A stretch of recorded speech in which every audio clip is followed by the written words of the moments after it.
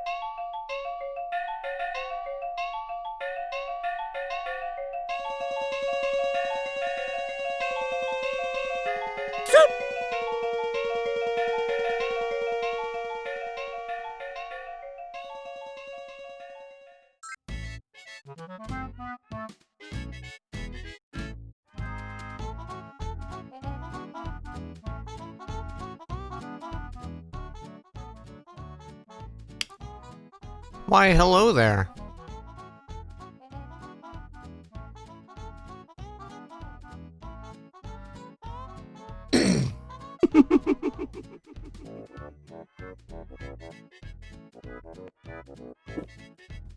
Welcome on in, everyone. Hi. Good to see you. Thank you so much for the bits and stuff. I think they were playing double alerts, so I fixed that. But then I also muted alerts because we're about to start the episode. But so thank you. I'll thank everyone at the end of the stream for any subs and bits and stuff. I appreciate it really much. But what we're all here for today is some heckin' D&D. That's what we're here for.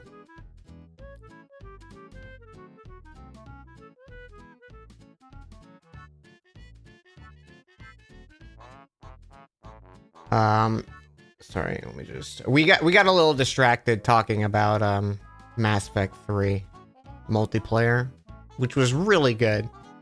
I unlocked a Solarian, and I had a tech build. Oh, it was so fucking cool. Anyways, let me just switch on over to the screen.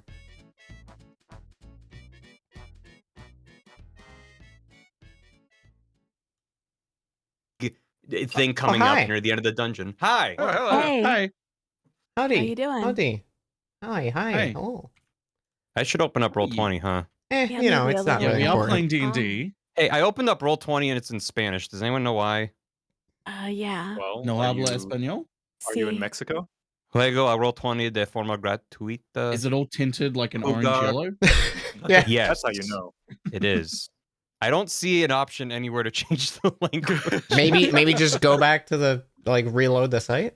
I'm only on Roll20.net. I literally just... I refreshed and it's in English now.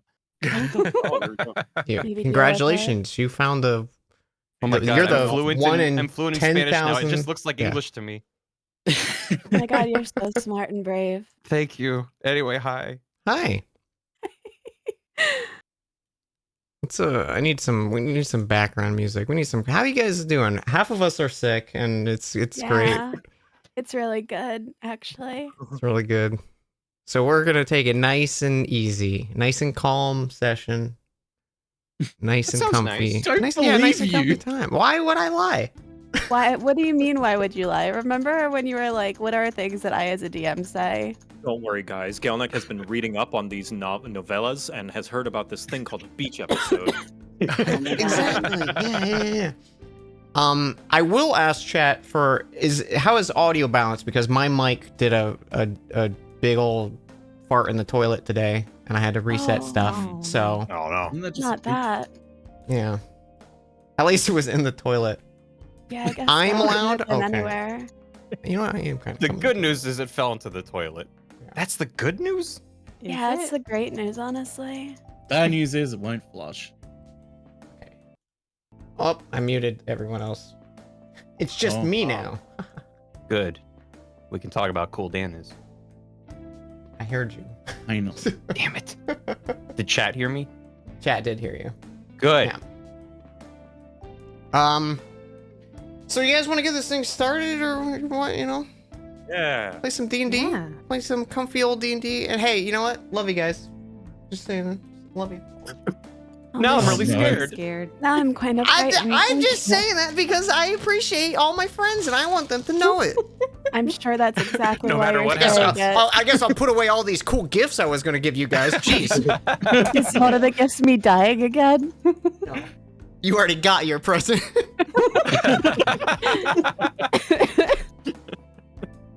I dropped a blue dice on my blue rug, and that's gone Uh-oh. forever.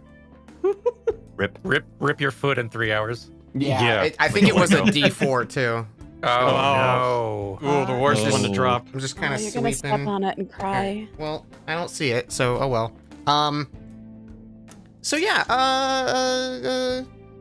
let's get started. Previously on Dan Jones and Dragons, we cut back to the start of things. 6 adventurers journeying across the lands of Ilithia. Ilithia is the name of the planet, chat. All meeting at a singular moment in the city of Philgrove. Phaley on the run from the Midnight Lotus, a sect of cultists and necromancers following the Order of the Black Hand. Gelnek of the Ustenki tribe, coming to find his own path in the world after having banished from his tribe for failing his pilgrimage. Trilby, the young inventor, taking his first steps in the outside world to provide for his family. Coil the Warforged from an age long past. Hobson, the halfling who found himself under the service of Valse, a previous champion of virtue, who finds himself stuck inside the gauntlet Hobson now wears, and Morenthal, an ex-bloodletter who now is hunted by those he used to work for. They all gathered in Philgrove and took on an expedition into the Underdark to retrieve an artifact that had become lost. Their journey was successful, and the group found themselves traveling to the city of Northcliff and in the favor of the Council of Ilithia. The group had been tasked with finding and retrieving several other artifacts who had been scattered across the realm. First recovering the Seed of Rebirth and then the Ring of Flame, the party now takes their time deciding on their next path while enjoying a bit of needed relaxation and downtime after a stressful few days. So with that said, we find ourselves towards the evening of this day. We had done our shopping and stuff previously. Trilby had just visited his good friend Byfar, and is coming back to the inn. It's probably like, we'll say around like 8 p.m. And you don't have to be doing anything right now, but I just kind of want to go around and see, like, what do you guys do in your downtime in this city when you guys aren't actively looking for the next work? No one's approaching you with like, hey, we have a new artifact that's popped up kind of thing. Like what do you guys do? We'll start with Morenthal. How does your day go about? Honestly, the day just goes about by not doing much. He tends to not want to really get engaged with things on off days. I think at most he'd be either just staying at the inn and keeping an eye on people, or going by the lake again and just sort of trying to be a bit isolated from everyone. Okay. So you're kind of just keeping low. And is any of that like moments to yourself, or do you go with people? And when you're in the tavern, is it like you're in the actual tavern, or are you in your room? I'd say it's in the actual tavern, and I'd say it would be by himself unless someone essentially tags along of their own accord. Like, he's not going to actively be like, hey, Trilby, come with me. But if like he's on his way out and Trilby just starts running after him, it's like, it's whatever. Like that sort of thing. Okay. So Trilby, outside of shopping and visiting your good friend Byfar, right. What's your kind of little day-to-day look like? Oh man, When nothing's on the schedule. Well, you know, he's still a tinkerer at heart, so he's gonna be messing around with his little contraptions, his little lads. Maybe trying to come up with new ideas, little optimizations. Maybe make them a little bit smaller so they can fit in his little pouches a little easier. Things like that. Maybe trying to read up on stuff, because I imagine that there's probably a few books in the city of Northcliff that he didn't have back in Philgrove. So yeah, there's probably like an actual library in this city. Yeah. Philgrove had like a, you know, one of those little like mailboxes where it's like take one, leave one books. Yes, It's yeah, a little like public they had library. that. Yeah. Yeah, at Philgrove, yeah. And he would just grab every book and not leave any behind ever. Sounds right. Wow. Mm-hmm. Yeah, Wow. he's a greedy little boy.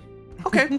So you're Nice little reading, books. doing some tinkering, staying probably mostly towards the inn, if not going out like for shopping or library Yeah, stuff. because last time his priority was like sending money back home to his family and replenishing some of his tools and stuff. But other than that, yeah, he's just kind of vibing. Okay. All right. Coil, what's your day-to-day look like? I think he might go and see like their fisherman friend who was the grumpy man. Yeah. Okay. I think he might go and see if he's out there. That makes me so happy. You do see him. We will get to that in a second, but we'll Okay. once we go through everyone, I'll pick a few of the scenes. I just kind of wanted to see like what everyone's up to, but he's definitely out there, and you find he is looking for you. Oh. Oh. But outside of that, what do you think? Do you? Yeah, I'm curious what Coil is just like doing I on a don't think random Coil- Tuesday.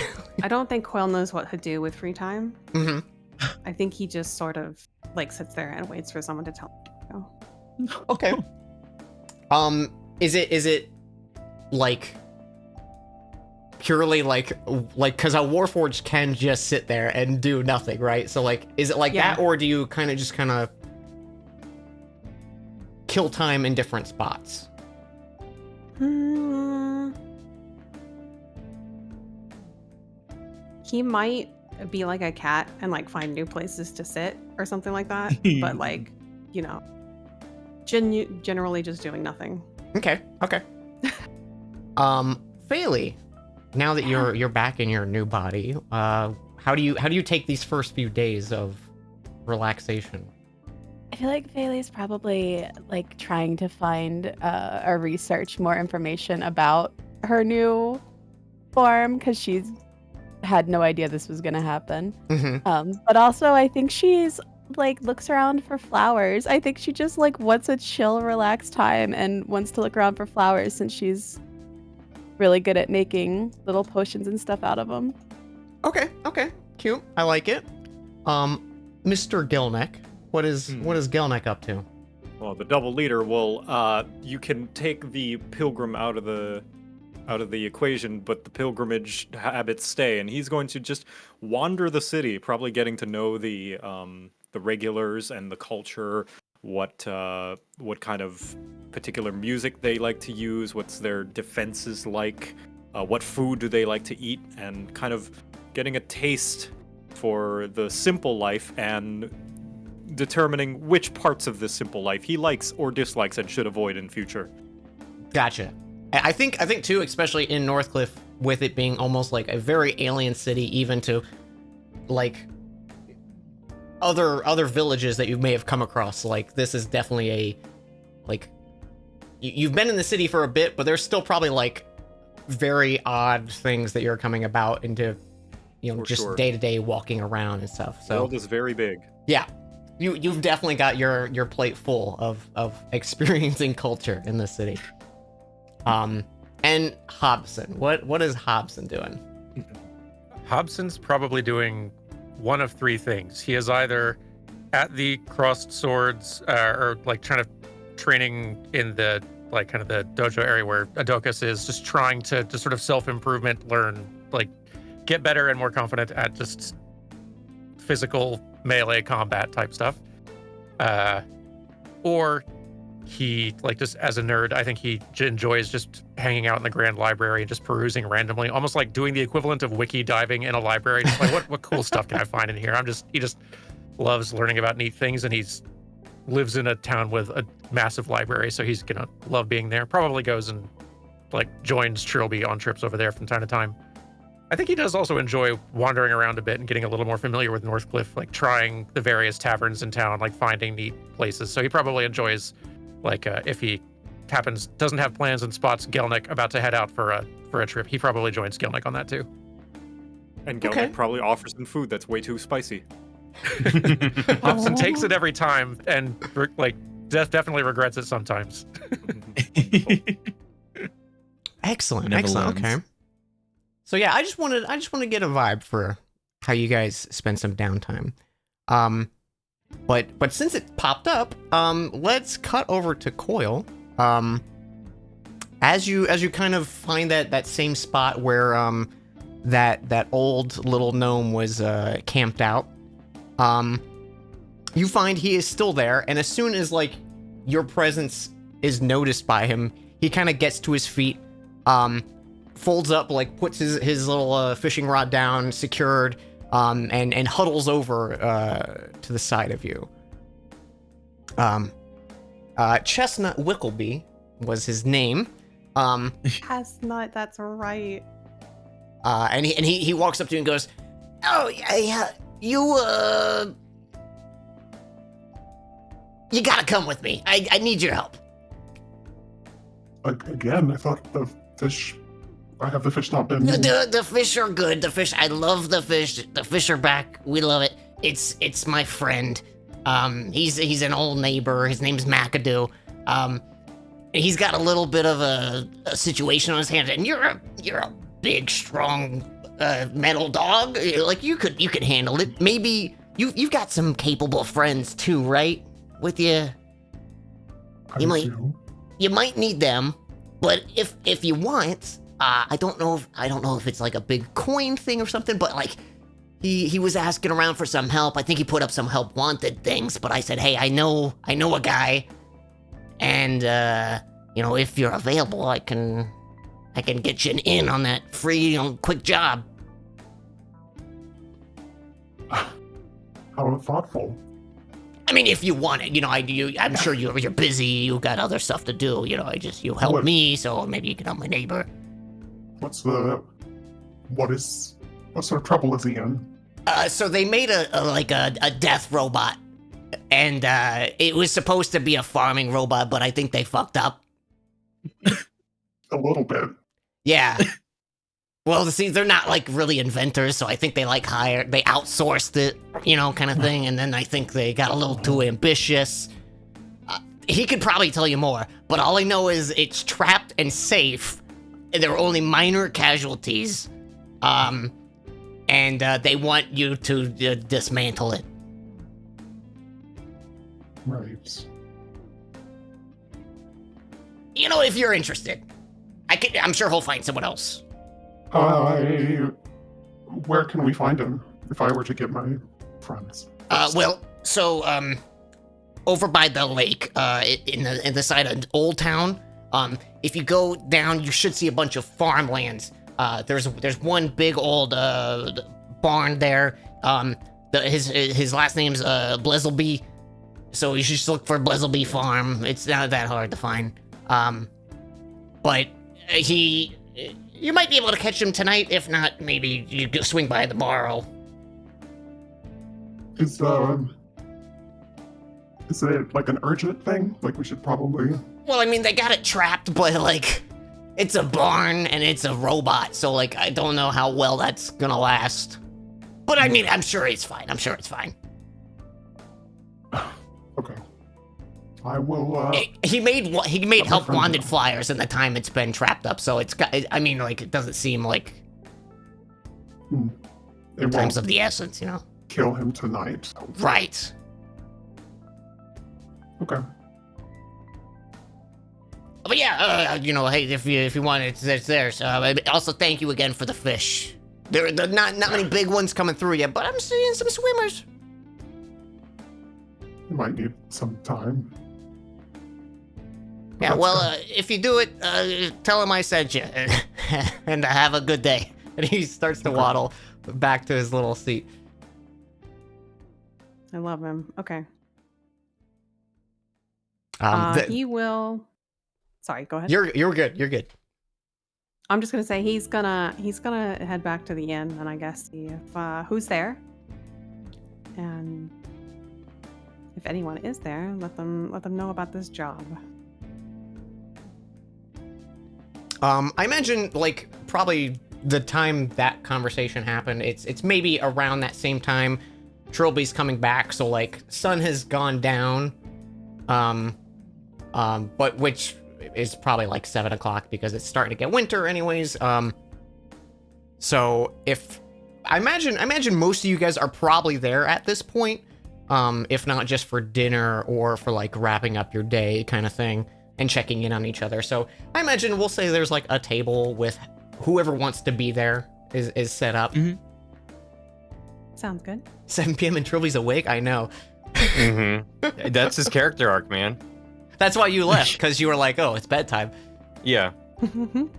No, it's time to grab a table and eat a pile of fucking biscuits. Read a book. That's a spicy night in for Trilby. All right. Yeah, he'll approach the table. Is it just Trilby or is there other people there? Who wants to be there? I'll be there. Hobson will be there too.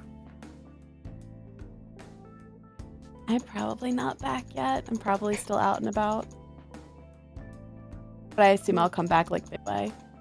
Yeah, Okay. same with Gelnick. Eventually he would be back, bringing his haul of random merchandise he's told is a good purchase. Yeah, Faley just with a little basket full of flowers. Aw. Hobson, I think, is just quietly grimacing seeing Trilby eating and reading the book at the same time, given he used to be he's very careful with books, and he feels sort of like he used to have to kind of oversee little school libraries and things like that, and he's just worried for the condition of the pages. Yeah, Trilby's just kind of flipping through it at random and getting crumbs on the pages. eating like loaded fries and with his like fingers. Like, It's like cut zoom to like the crumbs on Trilby's mouth and like Yeah. the Ugh. drippings right next to the pages. Hobson's sweat dripping down.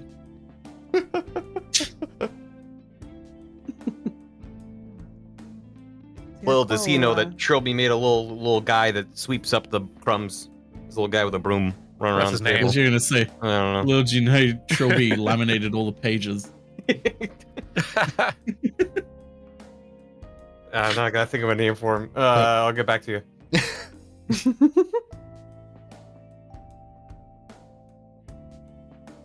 So yeah, Coil will come up and say, So I visited our fisherman friend. I don't know if y'all remember him. No, guy. Mm-hmm. he like gestures like, or you know, His friend is having a problem with what he called a death robot. That is Trilby slowly closes his book and gives Coil his undivided attention. but said there were limited casualties, something like that, and that they're looking for help dismantling it.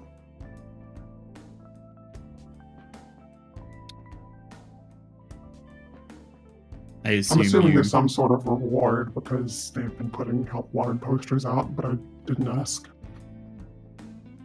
I assume you volunteered us. I didn't say either way. I mean, how many death robots have you fought, Mornthal? I don't want to answer that question to you. We should help. I also want to see the death robot. That does not I have- surprise me. Complicated feelings about the death robot. Are those feelings terror? Fear? Other? Other. What would you like to Sympathy? do, Coil? Maybe. We don't have to explode it. We can try to find a way to disarm it. Yeah. We could literally. I think that's kind of why I was thinking we could take a look at it because somebody else is definitely just going to kill it. So it's gotta be us. I think we should help. Yeah, I'm on board. Sure. We should see what Phaley and Double Leader want to do. Because this Sure. might need all of us. I asked, and they said it was unlikely to kill them tonight, so we can go tomorrow. Okay, good, because I had a lot of loaded hash browns and fries for dinner, and I'm kind of sleepy.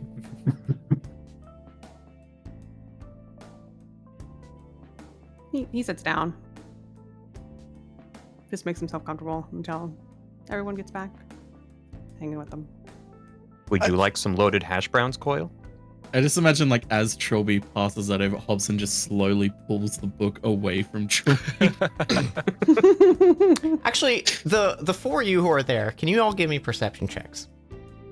Oh, Oh god, are there other people in here? Well, I Oh, mean, God. there's the bar is crowded. Like it's a large establishment, and it's like there's people at most tables. You know what I mean. You don't see the Crystal United mercenaries in the bar tonight. Okay. 13. 16. 10. Okay. No. Trilby, give me. This is just for dumb sake. Give me an intelligence check. Okay. Just a check? Just a check, not a save. Okay. These little fries are good. Morenthal, I think maybe you were here when Trilby ordered stuff. You realize something Trilby ordered, like maybe a side of extra hash browns, like a side never came. I'm blissfully I- unaware to that, though. Yeah, I'm genuinely am just going to sort of wait and see if, like, sort of mentally have a bet with myself of how long it'll be until Trilby realizes this. And if anything, I'd probably lean over to Hobson and relay this and be like, how long do you think it'll be until he realizes that he's missing his side? My dinner is all sides. Sure. Yeah, Hobson looks at just how carb heavy the meal looks, checks the time. It's like, I don't think he will. Bold wager, bold wager. 10 gold on it. I'll take that bet. All right. Like handshake under the table. Just handshake under the table, just like if Trilby notices before he finishes his plate. I'm gonna roll a 1d20. Over a Go 10, for it. I'm asleep now. 3. Whoa. Okay. Oh, I'm doing Right. okay. It's totally. I think totally your call, Barry. If you want truly to realize you're missing a side, I just did the intelligence check because I think that's funny. I think he is currently still deep in them loaded potatoes. He doesn't have a care in the world right now. so just every time we're having a conversation, Hobson and I just looking over at just to check how much is left on the plate.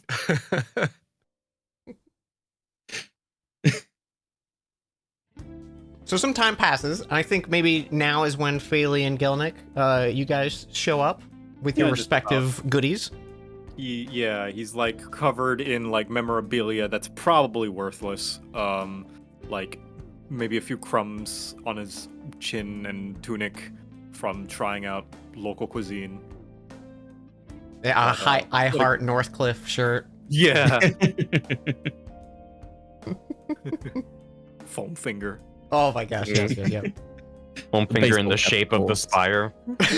Oh See, my god. I gotta make this now. Just Hello, a really flower fucked up crowns. finger. It is good to see you after long mini pilgrimage across Northcliffe. Welcome back, Find Double anything Leader. good? Oh yes, He lays out just random crap like made of plastic on the table, like a trinket, maybe like a wind up toy, like So many that- keychains. lots of keychains, lots of little like the squishy like rubber ones that like bend. Oh Yeah. yeah. That's the good stuff. It's a good haul. Well, I was gonna offer you some of my loaded hash browns, but I guess I finished them. Huh. I feel like I'm still hungry. Just gonna look over at Hobson while this. Oh well. You should try them though. They're really good, Double Eater. will do. Once stomach has made room for more food. I agree with that. Oh yeah, we might fight a death robot tomorrow. Yes, good. What? Gelnick has been itching for more combat. It has been too long, much as he appreciates being able to subterfuge and sneak around and also partake in local cuisine and culture. Gelnick lives for the fight. Well, just to be clear, we might be trying to just disarm the death robot, right, Coil? Yeah. Well, you know our fisherman friend, the gnome fella out by Yes. the lake?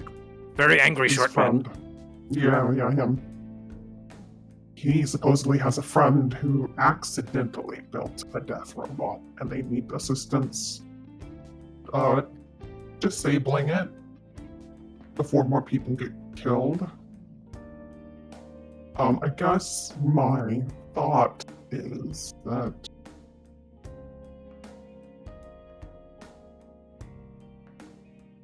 if it's avoidable to kill it, I feel like we owe it to look into it. Ah, very well. Makes no difference to Gelnick. Giant monster creature to fight, robot or not. More experience in battle. Great. Well, he told me where to go if you want to help, so I'm sure I can lead us there tomorrow. What time tomorrow did he specify that the robot would kill him and or other people? He Did the didn't, robot write a blood letter? didn't say. Maybe we should plan on getting there kind of early.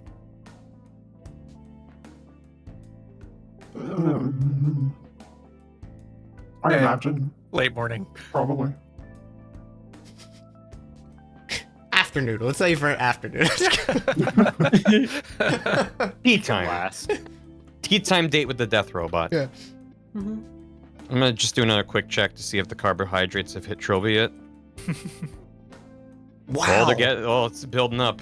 You really are. He's growing up. He's Yeah.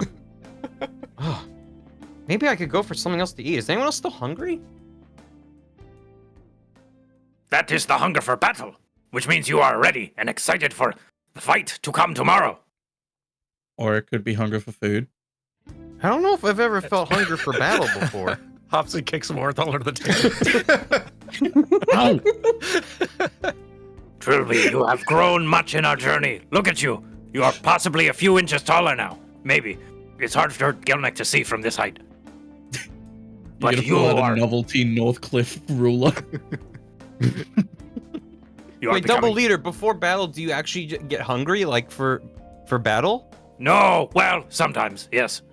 It is always good to eat food before battle, but not too right before battle. Cramps, you know. Right, wait 30 minutes after you eat before you You roll hop into the initiative. battle. Yeah. before you roll initiative. Yeah.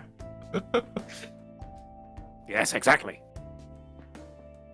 I wonder if I've gotten hungry and I didn't realize I was hungry for battle.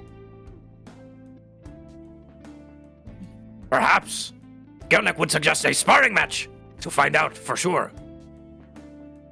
Well, yeah, but I ate a lot of potatoes. I feel like I'm not in best fighting form right now, double leader. Ah, very well then. Double leader did not realize he was running a tribe with a chicken. Ha!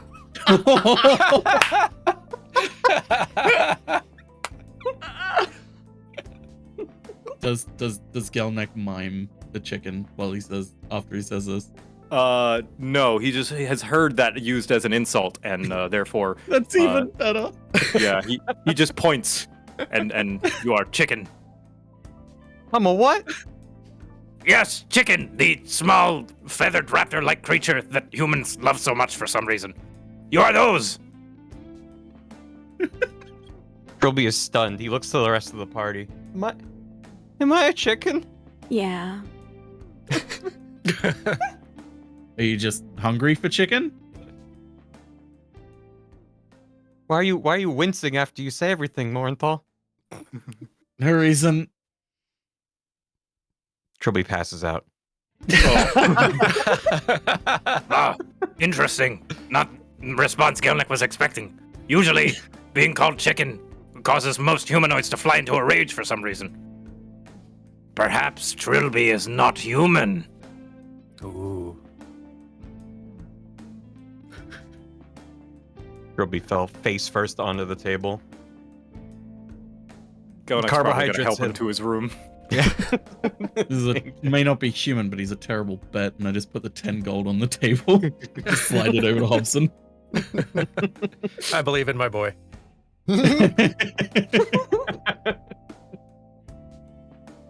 Okay. Gelnick will take this sleepy little feathered warrior to bed.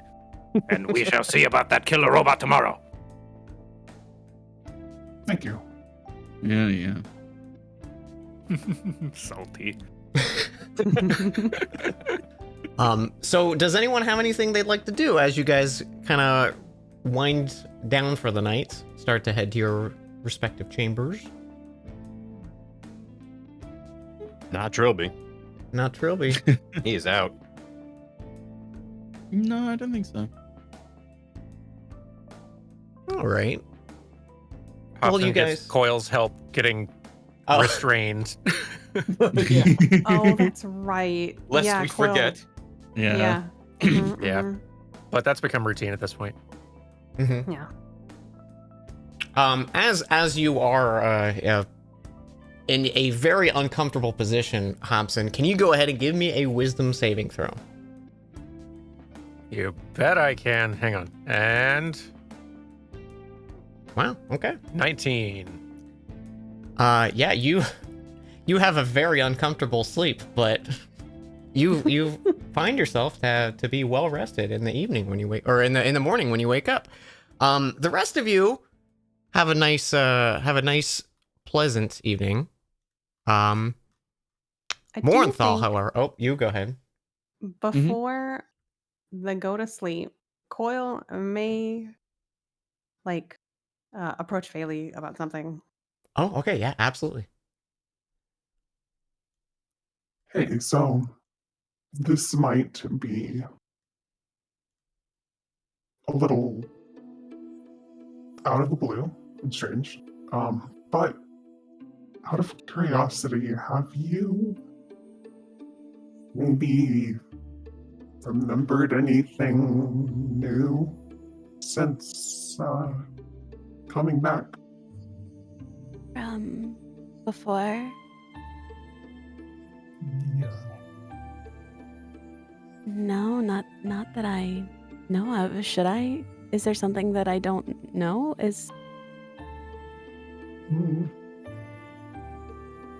Just curious.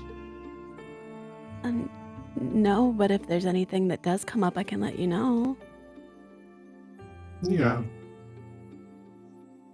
Yeah, that'd be good. Faley looks very confused, but kind of just like nods.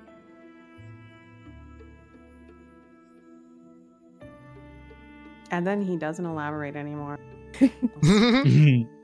Perfect. I think that is about all he'll do. He's just thinking about a little music box. Okay. With that conversation, you all find yourselves in bed for the evening. And we cut to Morenthal. And he's sleeping. There he is. I'm pointing. Here's a map. You have a dream. Mm-hmm. You wake up, and the void of the night sky greets you. The thousands of small flickering lights of starlight in the distance in every direction that you can imagine. The gentle rocking of a familiar boat as you find yourself on a small vessel sailing along the River of the Dead. The moon shines above with an illuminated small dock just ahead of you as the boat just hits the side of the dock and it naturally rests without tying any ropes or anything. It just comes to wait for you to disembark from this small vessel. I'll disembark carefully. Okay. As you do, you can see that river that you were on. There's, even though you can hear like the lapping of water against the boat and like that rhythmic feel, it's just white, like opalescent hands, like carrying the boat down this river. You step out onto the dock, and almost as you do, this path illuminates before you, all just like moonlight, like a cloud was revealed, and moonlight is shining on this path in front of you that leads to a small grassy hilltop. Everything is still in like black and white and kind of shrouded in this like just mist, almost like you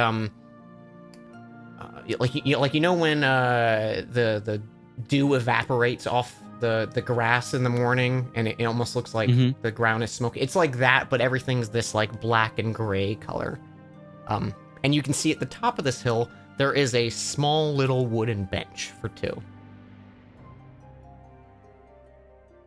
Is there anyone sitting at the bench, or is Nope, it just there, empty? it is just you around right now. I'm gonna look around real quick, and upon probably seeing nothing other than this sort of mist, I'll sit down at the bench.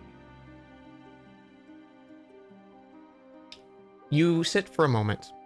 The expanse of almost nothingness in front of you, and this small little bits of starlight that break up this sea of black. You feel a figure sit down next to you. In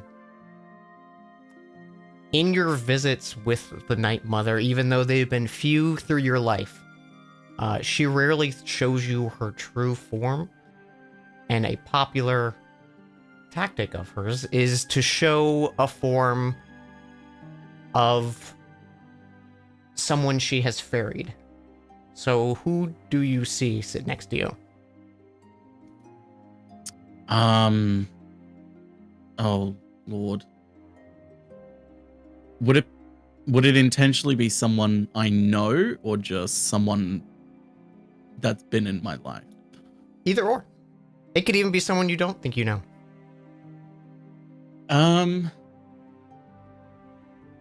It wouldn't be anyone he recognizes, but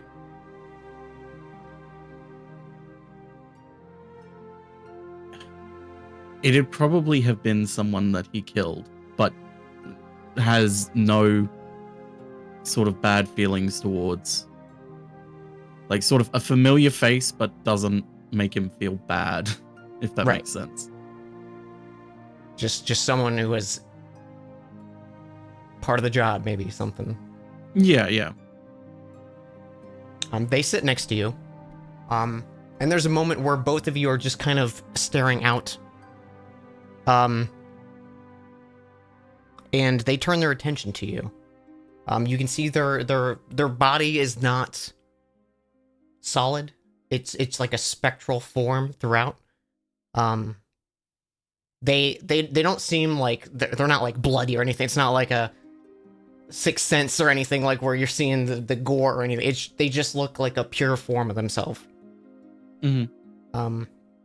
And they speak softly to you and they just say, "Why do you torment yourself so, my child? You left behind one family to protect my name.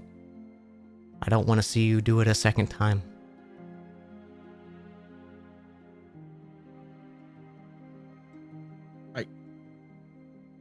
What else am I supposed to do?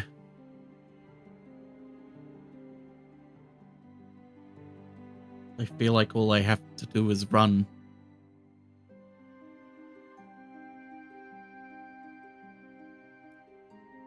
Why do you feel the need to run?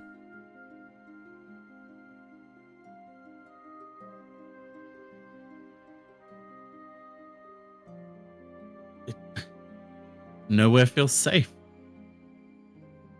Nowhere feels fit for me. Do you feel safe now? Always with you.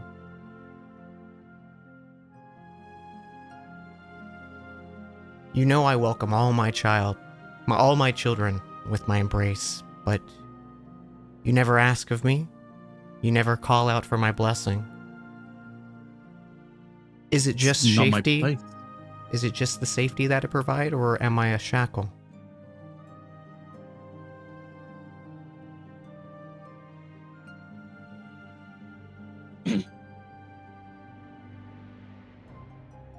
What you call a shackle, I call a leash. A loving leash.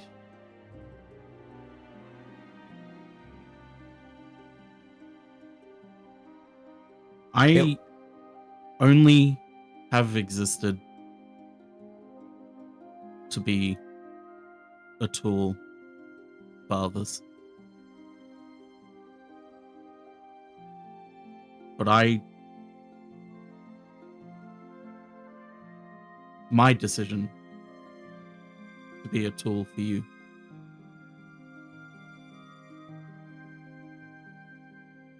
And would you want to?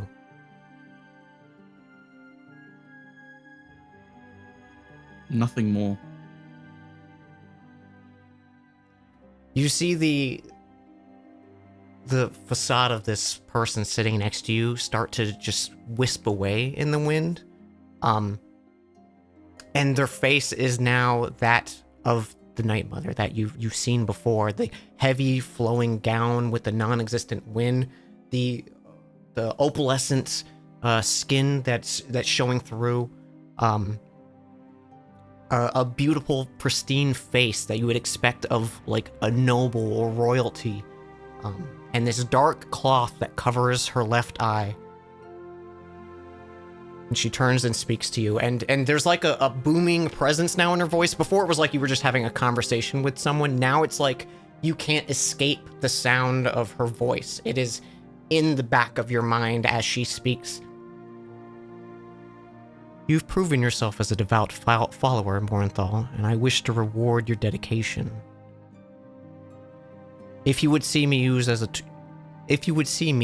as a tool, I would rather you see yourself as my champion.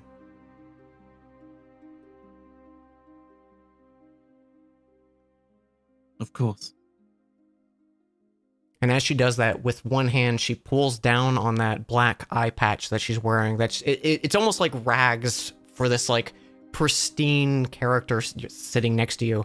And she pulls down this eye patch, and you can see this burning red eye that, as the cloth pulls from it, it's almost like it's too bright, like you're looking at a laser or something, that the blinding red light just starts to fill your vision the more and more she pulls of the eye patch off, until your vision is nothing but redness. And you're back in your bed in the Shattered Shield Inn. And you should have something new.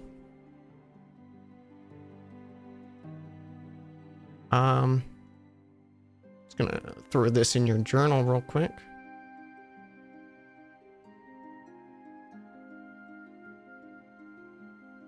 Ooh. Oh, yep, I got it. Oh, wow. Shall I read it out for everyone? That's totally your choice. I won't say what it is, but I'll just say it's the blessing of Iris. I've been gifted a blessing as a devout follower of the goddess of night and death, following her principles. That's gonna be exciting to use that. But yeah, it's not like when you wake up, it's not like a sudden jolt or anything. You just kind of feel calm and at peace when you wake up, like your normal trance. For the rest of you, and now Morinthal, you all wake up and it's a nice, bright, sunny day. Although not really sunny, it's maybe overcast because it's getting winter time. It's a Seattle day out. It's gray. Seattle. Those are good.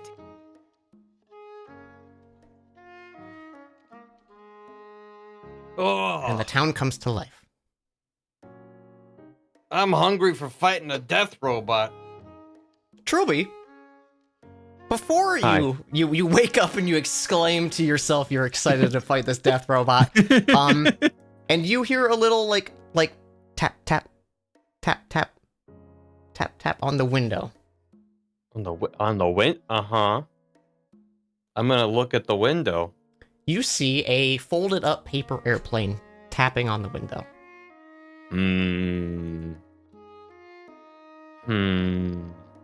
Is there anything propelling this paper airplane, or is it just animated paper? Animated paper. This is something that you have done yourself. Oh, I'd made this. Or I've done this before? You have made these paper airplanes as well. Maybe not as a paper airplane. Maybe you know origami and you made like a little crane or something. Okay. I imagine Trilby might know that. You read a book on it. He is going to tentatively open up the window. All right. It flutters in and then it just kind of parks itself right on your bed. Hello. He waves at it. Sorry, what was that? I had to take my headphones off for a second. He says hello and waves at it. He goes, "Hi, Trilby!" No, it doesn't say anything. I'm your new best friend. Hey, we're gonna do an adventure. It's me, the chameleon there. I threw myself in the paper, huh?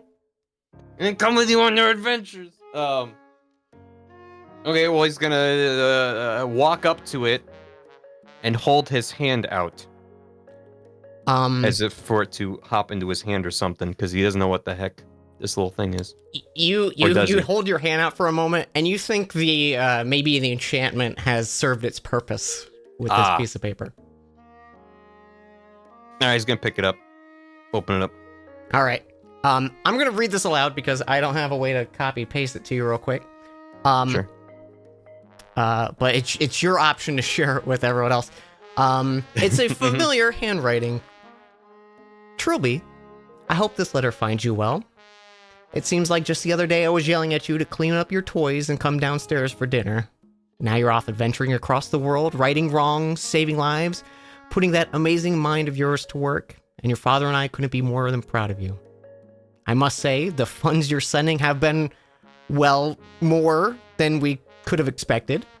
Perhaps we can send your sisters to a proper school outside of Philgrove now. I know they'd be very thankful for your generosity, though they might not say it. But that's all talk for a later time. Are you sure you're saving enough for yourself? I wouldn't be able to sleep knowing you're sending this much and not able to stay at an inn or eat food or anything. If you need us to send any of it back, just let us know. Oh, also, how is Northcliffe? I've always dreamed of visiting someday. I've heard it's incredible to see in person. Be sure to look up your uncle. I think he was stationed there last time I heard from him. I'm sure he'd be happy to see you. Well, I should get back to work, but please keep sending letters, and it's so good to hear from you. Love and miss you, Mom.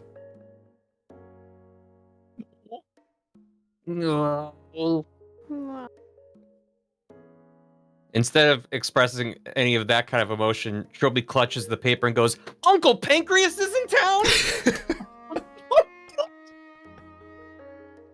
Oh boy!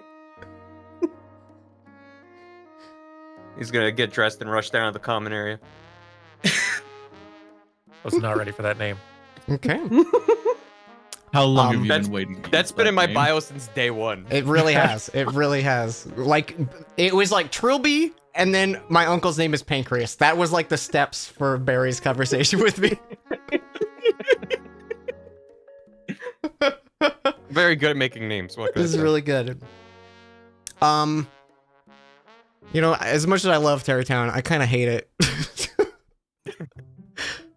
There we go. I understand. Thompson, as you start your day walking downstairs, there is a familiar dwarf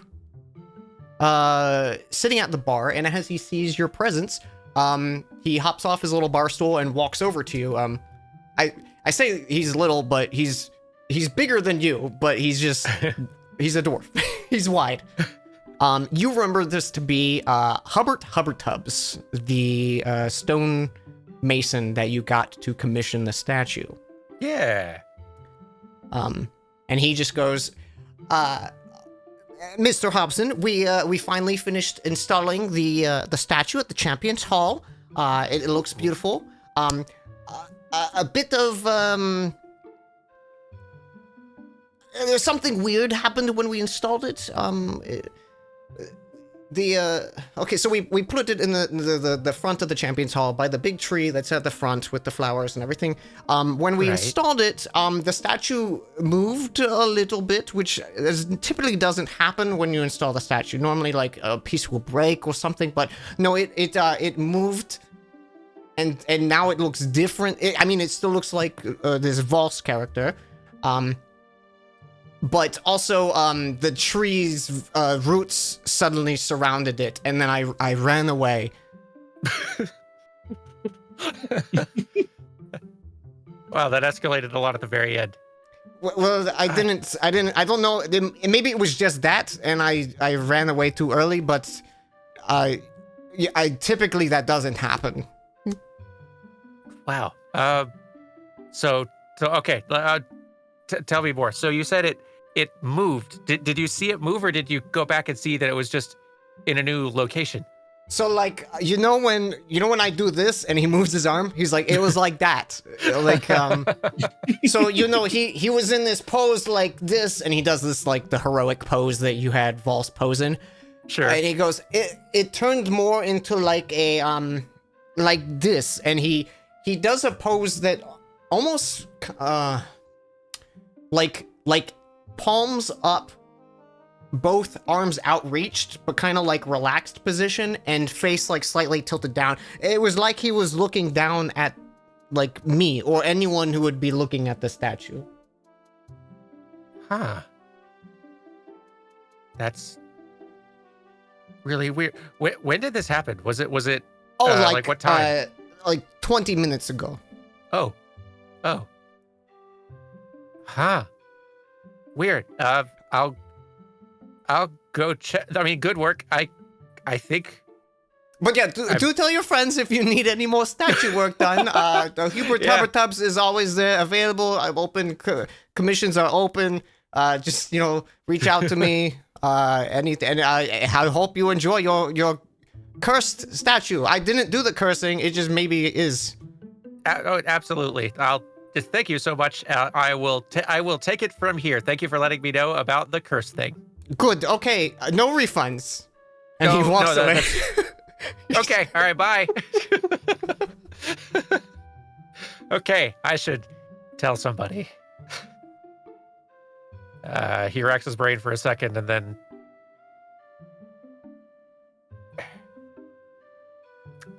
I think he decides maybe he should go go see what the problem is first and see if he can at least get a clearer idea of what he's about to have to describe to someone more qualified. Sure. So yeah, unless we're all going like Deathbot waits for no man, do we need to go take care of that first? Well, it did say Deathbot was in the afternoon. I think we have a slot free in the morning to deal with the runaway statue. Okay. I'll just be there and back then. Yeah, we could say like maybe Hobson woke up early, so this is before the rest of the flower crowns are stirring about. Okay, you guys have breakfast. Don't go like talk down the Deathbot without me. My statue might kill someone. Hang on. BRB. Statue my what? Okay. He has already gone. Okay. As the rest of you kind of start your day, get the breakfast served by the Shattered Shield Inn, Little Hobson runs off to the north to Champions Hall. And it's as you approach, it's the familiar like large massive gate. These like 15-foot high like stone almost marble walls that surround the facility. You can see treetops over the gate. Seems to be normal from a distance. Huh. Is it still in the pose that the sculptor described? So you haven't entered the gate yet. Okay, I see. Because Okay. it's like a Then yeah. It's not like Gotcha. like iron fence you can see through kind of thing. It's like a sealed off chamber.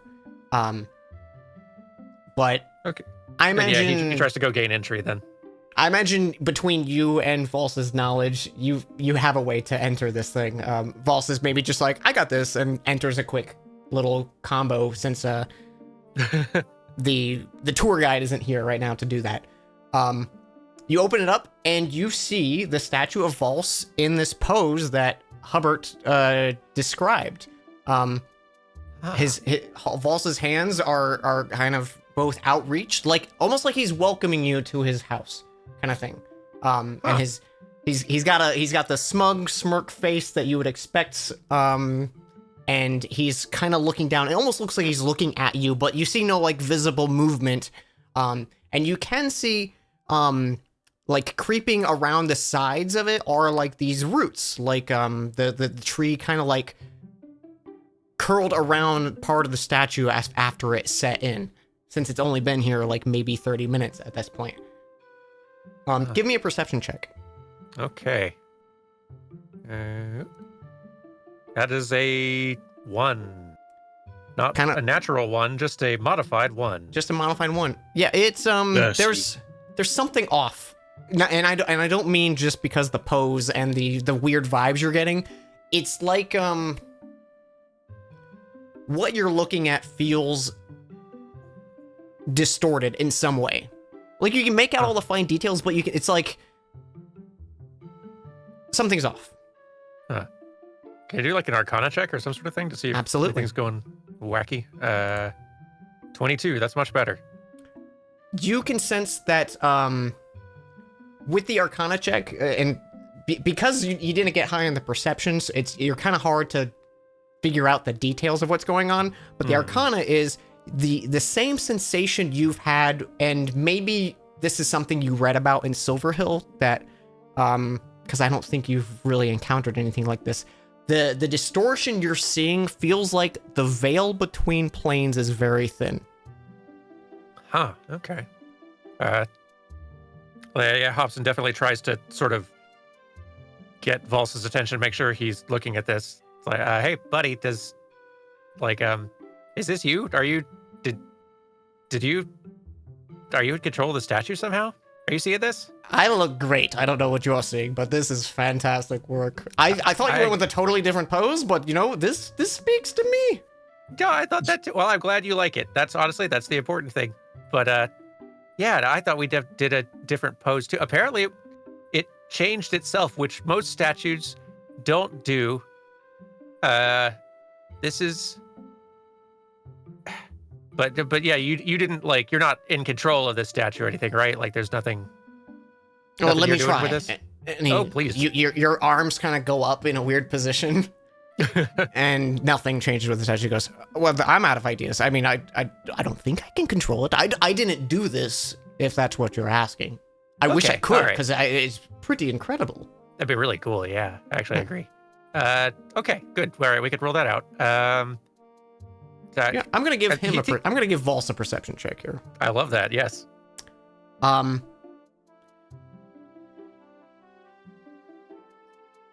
How familiar are you with where I'm from? No practical knowledge of it. I've read a book or two, but it seems like it's a very difficult. It seems like a hard thing for the authors to describe in ways that make sense. I agree. And it could be, it's, the closer we're getting to the statue, I feel like closer to home.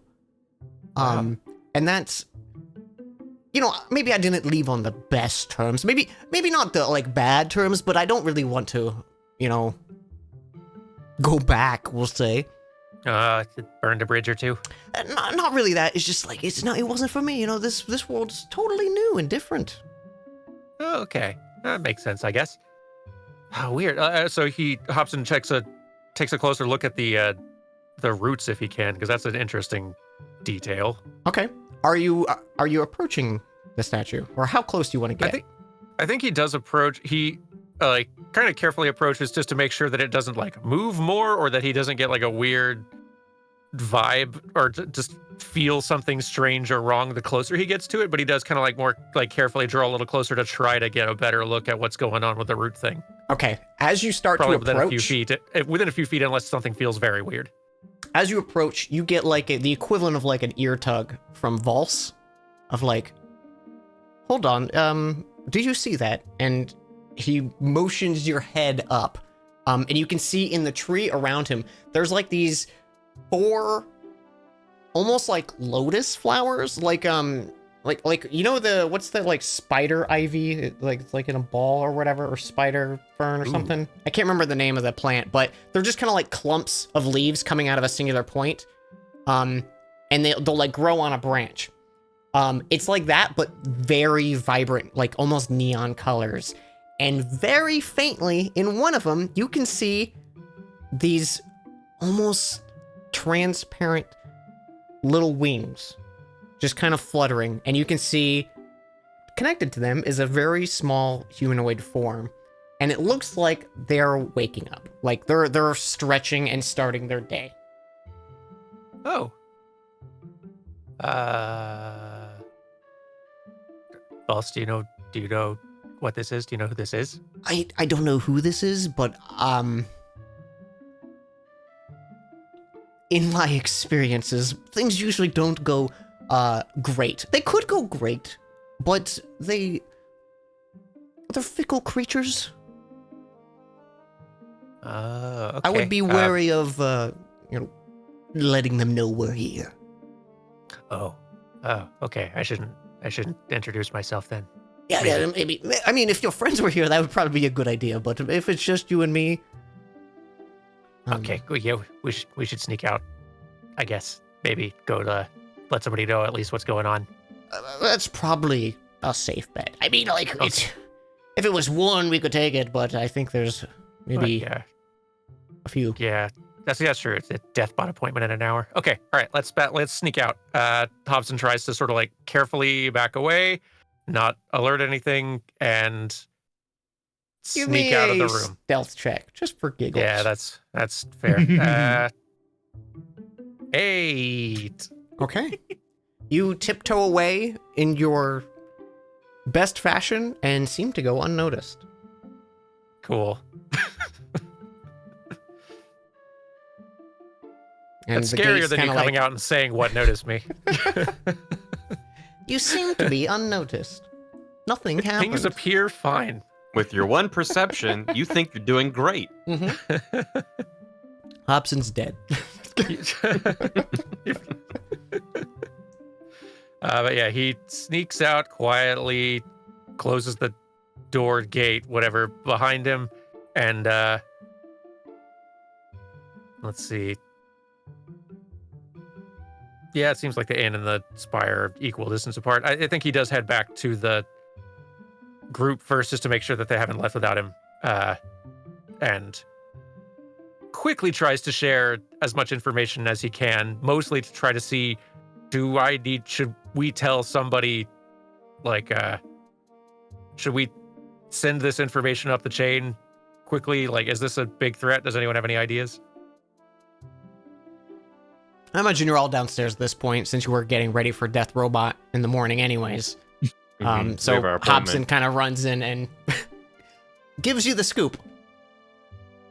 Not to sidetrack us from Deathbot, because I am as excited about Deathbot as everyone. I think we have some... Well, what are they called?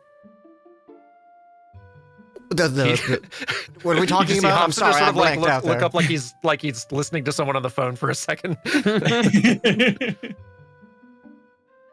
Vols, what are the little tiny winged figures in the tree? I believe they're called Death Dragons. Death Dragon. There's Death, really? No, I think it's like Pixie.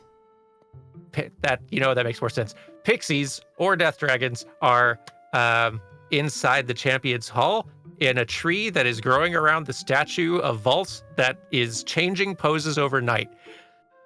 Again, not to veer us away from Deathbot, but should we tell someone about this before we go? That does sound more pressing than Death Robot. I mean, these haven't threatened to kill anyone yet. That I know of. But they're not in a barn. True, they're not trapped in a barn. Death Robot and Death Dragon? It's a good day. Oh, very good. This is very good. Indeed. But Much- Death Day isn't much for luck. 2 more months. Well, then we have no time to lose, else somebody else take our prey. Let me just finish my breakfast hash browns first. Very well. Everyone gave me a perception check. 14. 19. 20. Whoa. Perception. What's going on with these hash browns, Dan? Is it not? There we go. Ooh. Ooh. I don't know why it's not showing up, but I rolled a 17. Okay. Trilby and Faley, just kind of out of the corner of their eye. The bar's a little thinner because of the morning.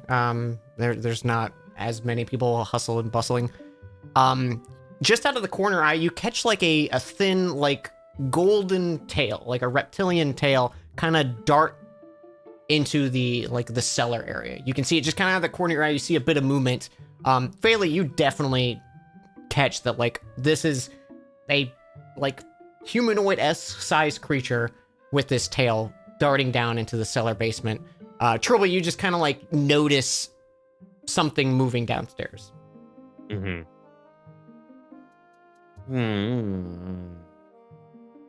Did you? Feli- Go on. No, he just says, "Did you?" and looks over at Faley. She nods. Yeah. What was that? What was what? Something with a tail. She just kind of gets up and starts walking towards where she saw it go. Okay. Tropy is going to follow. You guys Yeah. see Okay. just like it's connected to the side where like Arjun's bar is. There's like a maybe 10-foot staircase leading down into a cellar, which you've seen kind of Arjun come in and out of before, usually to like bring in food and stocks and ale and stuff like that. Is Arjun around? Yeah, he's probably behind the bar right now. Hey, Arjun. Did you see that? No. Well, see what? Do you mind if we go into the cellar? Did you see rat? Did you see a rat? Yeah, we could take care of that for you really easily. He looks around. Okay, just don't make too much of a commotion, okay? I got a pretty good food. What's the FDA? What's There's fantasy FDA. Yeah, the rating. fantasy FDA. He's like, I got a pretty good Really? rating. I don't Health want them to hear board. about this. Feli Health kind of board like with an Double E at the FDA. end. Feli kind of like pulls the satchel that she has flapped down harder so that Soli doesn't possibly pop out. He tosses you a key ring, Faley. I Thank feel you. like when Faley says that we saw a rat, Trilby opens his mouth to speak and just sees Faley just give him the look of "shut up." Absolutely, literally 100%. We have learned to effectively communicate when Trilby needs to shut his goddamn mouth. He's like, art okay, Feli takes the I keys. see and- we're lying. Trilby. Sorry. We'll make sure everything's good down there. It shouldn't take long, but we'll be thorough. So, I'll bring these back up when we're done. Yeah, and he goes. He gives you a wink and he goes, "Yeah, the bags of rice are just down there. Go ahead and get them." Yeah, there's. And he hard winks we'll get them back. for you. Sure Smiles love and just rice. goes towards the cellar. Okay. You want? Trilby follows. It is locked, but you swinging have his the key ring. arms. Yeah, I'll unlock it. All right. Let me give calm and curious music. You open up to what you would expect to see. It's like a maybe 30-foot deep by 15-foot wide room. There's a whole like side of just barrels of ale and wine. There's shelves with backup food, pots, pans, accessories, any kitchen utensils that may need, tons of like glasses and stuff. Everything you would expect to see in the cellar of a inn is here. Question: Mm-hmm. the door to the cellar, is there like a half-inch gap or so beneath the door and the between the door and the floor? Probably, yeah. Okay. So Faley's gonna shut the door, but set the keys down right at the top of the stairs so that like the little key ring pokes out to the other side. So if for any reason it gets locked from the inside, Dan, they'll be able to like pull the key out and get it unlocked. Why are you coming after my ass?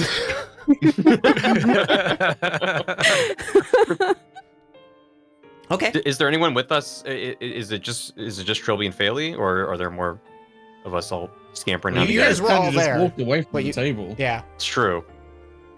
I don't know if anyone was like, what, and followed after or not. Well, as you walk away, I'm just like, are they okay? But it's just like no one. It's just like you guys walk. It's like, okay, I guess this is just how today's going.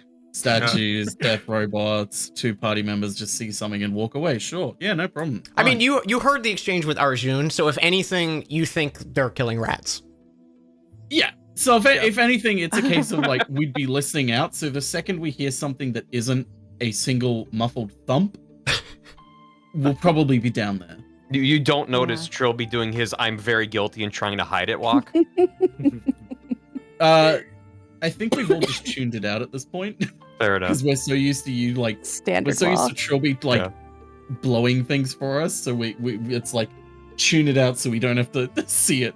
I Okay. think Hobson was about to follow, but then he just sort of exclaims like, "Oh shit! I gotta tell the tour guides!" and then like ran away. Amazing. Amazing. A little pitter patter of his feet as he scampers out. Oh god. All right. Yep. Do we notice anything that seems suspicious? Give me a For a- perception check. Both I of would you. love to use my perceiving skills. 10. Fayla, you got anything? Yeah, hold on. I'm struggling. It's okay. Take your time. 17. That's better. Okay.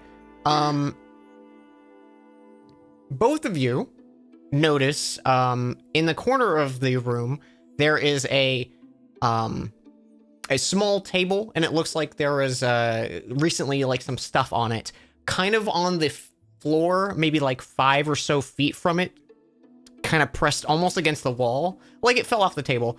You can see a book. Faley, you catch that there is a faint little trail of smoke coming from that candlestock that has recently been snuffed out. Oh, someone has been down here. Yeah, we know. We saw someone come down Yeah. here. I know we saw someone come down here. Okay. All right. Yeah. You could talk normally. Shush. You're fine. Why don't you go check it out? Me? Bailey kind of like smiles and points towards the candle. Yeah, you want to take a look at that? Okay.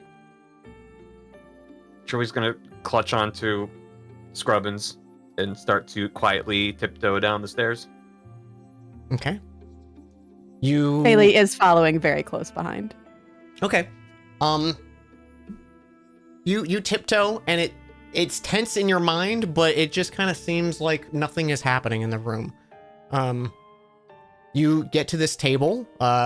You can now notice the faint little trail of smoke, and like the still kind of warm wax dripping off it. On the table, it looks like whatever was on here was hurriedly cleaned off. Give me an investigation check, just looking at the table real quick. Yeah. 15. Am I close enough to also do that? Yeah, you can also. That's with a +8, by the way. I only have an 8. Okay, 15. You can notice a mixture of fresh and dried blood on scattered parts of the table. Some of it's still like if you dabbed your finger in it, it would be wet. Some of it's kind of like sunken into the table. Different quantities of it. And even looking around, there's little like splatters you can see on the floor. It's not like a massacre happened here. This is like crime scene investigating. Mm-hmm. You said some of it's fresh. Everything is blood, and you're like, I think something happened here. No. This is LA Noir. You said some of it is fresh, some of it's dried, but there's not Yeah. a ton of it. But definitely some blood. Bailey like puts her finger into the presumably wet blood and touches it to her tongue and just nods. It's fresh. That's blood. That's you. You know what? Glad I do that. Give me a medicine check. Oh, okay. That's what you get for licking blood. Oh. Yeah. It's just some blood. Mm-hmm. Was it tasty for Faley? No, but I was like, you know what? She's a vampire now, so maybe there's some aspects she can glean off this, but not with a Still one. figuring it out. Yeah, Not she's still with a figuring it one. out. It's maybe not enough for you to glean anything off of, and there's not enough here. Can she just look around more and see if we can find anything else other than, Yeah. blood? Now that we're in the room proper. There is the book, which is a few feet away from you, scattered on the floor. I There's would also like to... tons of if the person were to still be in this room, there's a lot of hiding spots between barrels and crates and boxes and stuff. You can start to like hunt and search through the room, like it's a storeroom. So Yeah, Faley will start looking for the person or for another door or for some way Okay. that they could have escaped.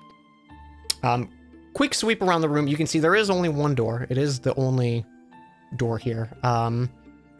So if they did leave, they probably would have had to go through the door that you have closed.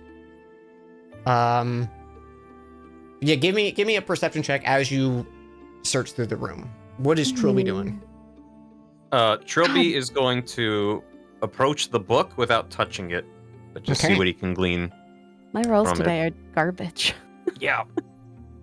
You give the room a solid look through. Like, you check a bunch of the crates and barrels and stuff that you're looking in are either pretty full or not, like, empty enough to house what you think you saw as like a humanoid. Are there fit in. rafters? There's probably like not enough for you to stand on, but there's like there's wooden beams kind of as support on the top. Gamers never look up. Can Faylee look up just to make sure True. no one's Oh, there's there? a person there, and he's just hunched up against the wall. No, you look up, and maybe some cobwebs. Faylee looks very confused. Trilby, it looks like a leather-bound journal. It's closed. It's closed. Yeah. He's gonna open that book. Open that Okay. journal. Give me a wisdom. No, I'm just kidding. You open the book, and I will have you give me an Arcana check. Well, I got that in spades. 16. Okay. You can see that this seems to be a spell book. But it is not in the like lexicon of runes you study. It's give me a religion check. Yeah, 11. Okay, that was basically just see not fail. You can tell there are some infernal properties to the runes. Like you can see a rune you're familiar with, and it looks like it's being edited. And like half of the book is kind of like that. It looks like it used to be a typical book. You can see you're like flipping through there, and you can see like, oh, a mirror image and stuff that you're used to seeing. But some of them are like the ink has been smeared and it is being reconstructed with some of these like different runes, and they seem like infernal in nature, but it's not like a like symbol carved in flesh. It just is using different language, basically. So it's an existing school of magic that they are modifying. Correct. I'm gonna put it in my pocket. Hold on to that for now.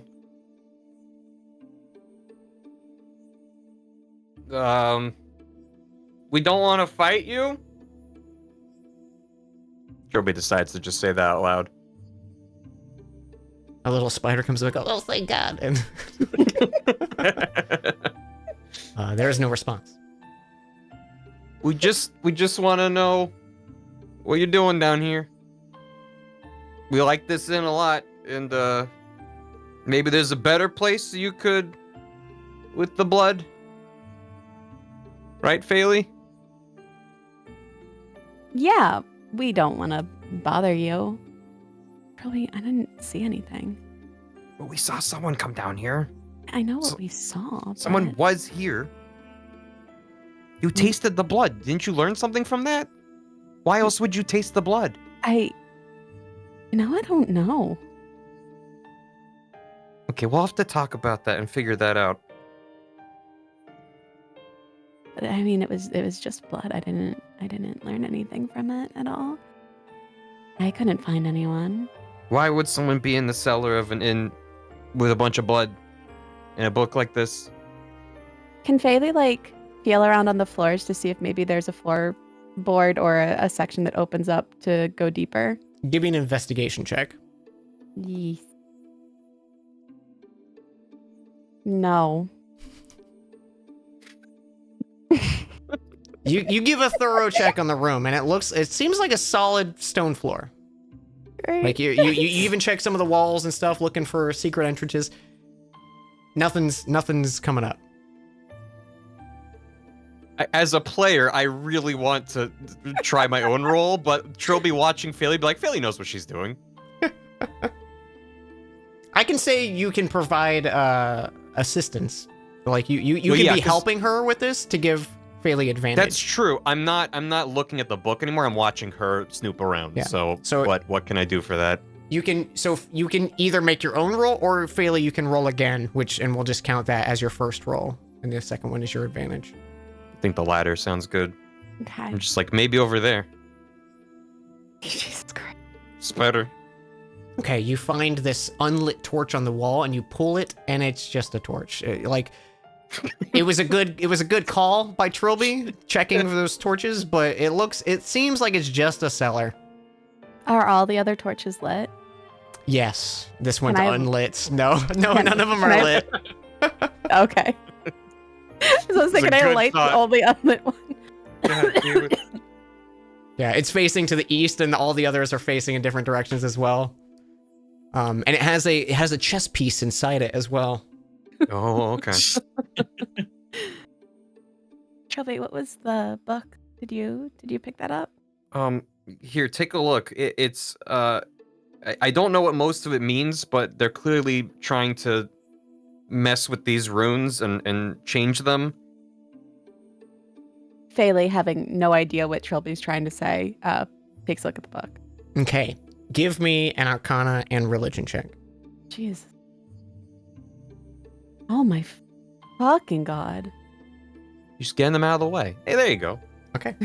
Arcana, you're not gonna glean anything that Trilby hasn't already figured out. But you do notice one of the symbols that kind of stands out to you amongst these pages of runes. You can see a symbol's faintly carved in it, and it's rudimentary. Like even though these arcane symbols are very carefully placed, like this person's not an artist, and there is a figure. And you can see it's kind of this like multi-horned skull. And you know this because you probably maybe had coworkers who followed this person in addition to the Black Hand. This is one of the Fallen Nine, the Scarlet Harvest. Oh. You would know them as a god of kind of destruction, blood, violence, torture, that kind of thing. Good stuff. Hey, Trilby. Yeah. Did you ever have a picture book of, bad gods, various bad gods? Well, I mean, I had a book that covered all the Divine Nine, right? Dan, I'm looking at Dan. Is that yes, right? Yes. Okay. You're probably well acquainted with the Divine Nine. Yeah, I'm not an expert, but I had some books about some of them. And Faylee just kind of points to it and it's just like, bad. Very, very bad. Oh, how did I not see that? It's dark down here. It's not dark at all. We should light the fourth torch and see if a chest appears. Yeah. I just am really Is there a confused. conspicuous rock in the corner of the room? Yeah. It's missing one rock. It's a rock circle, and there's one rock that's not in place. Damn it. Why isn't this a puzzle cellar, Dan? Is there anywhere I haven't looked for this mysterious gold-tailed thing? You think you've been pretty thorough. I hate this. Well, we can't stay down here forever. What do we tell I mean, we Arjun? could stay down here forever. We have a death robot appointment. We can't stay down here. Oh, we do Also, have a death also robot Hobson appointment. said something about his statue. I wasn't paying attention. I wasn't either. I don't often. Yeah, Hobson just says things. I also says things. Yeah, you sure do, buddy. She starts walking up the stairs. Okay. Trophy's gonna follow. Take one last peek down at the cellar. A cold, quiet cellar greets you. Yeah. All right, bye. He says. Bailey picks up the key and locks it behind them and hands it back. You must be out of rice. We didn't find any rice, strangely enough. You should probably order some. Yeah, I'll should get have it right on drinks. that. And he gives you he lowers his head and is staring at you still, and he's like, "Are we good?" And Faye nods. Is like, if I think that you need help bringing some up from the cellar again, I'll let you know Appreciate that. anytime. You might need to mop down there. He gives you a look, like he's confused. That Trilby looks over at Phaley. Phaley walks away and leaves Trilby to his own mistake. There's a little bit of blood. Oh. Yeah, I'll see to that. Thanks. And be careful. Trilby tries to wink and scurries off after Phaley. He seems more confused now than initially. Yep. I figure. But you see him, like, as you do that, he kind of sets like a mop and bucket aside when he has a chance amongst customers to take a break. Good. I So hope he doesn't get murdered down there. we'll say, just for the sake of time, Hobson, you find Kyra, warn her to maybe hold off on tours for the day. And you're able to get back, unless you have more you want to say to her. No, maybe he tells her, like, hold off on tours and maybe tells her to, like, let some folks, like, at the Spire know that there might be a threat in there. Yeah. Oh, is it like something like citywide we should be worried about? I don't think so, but I'm not really sure fully the nature of the potential problem yet.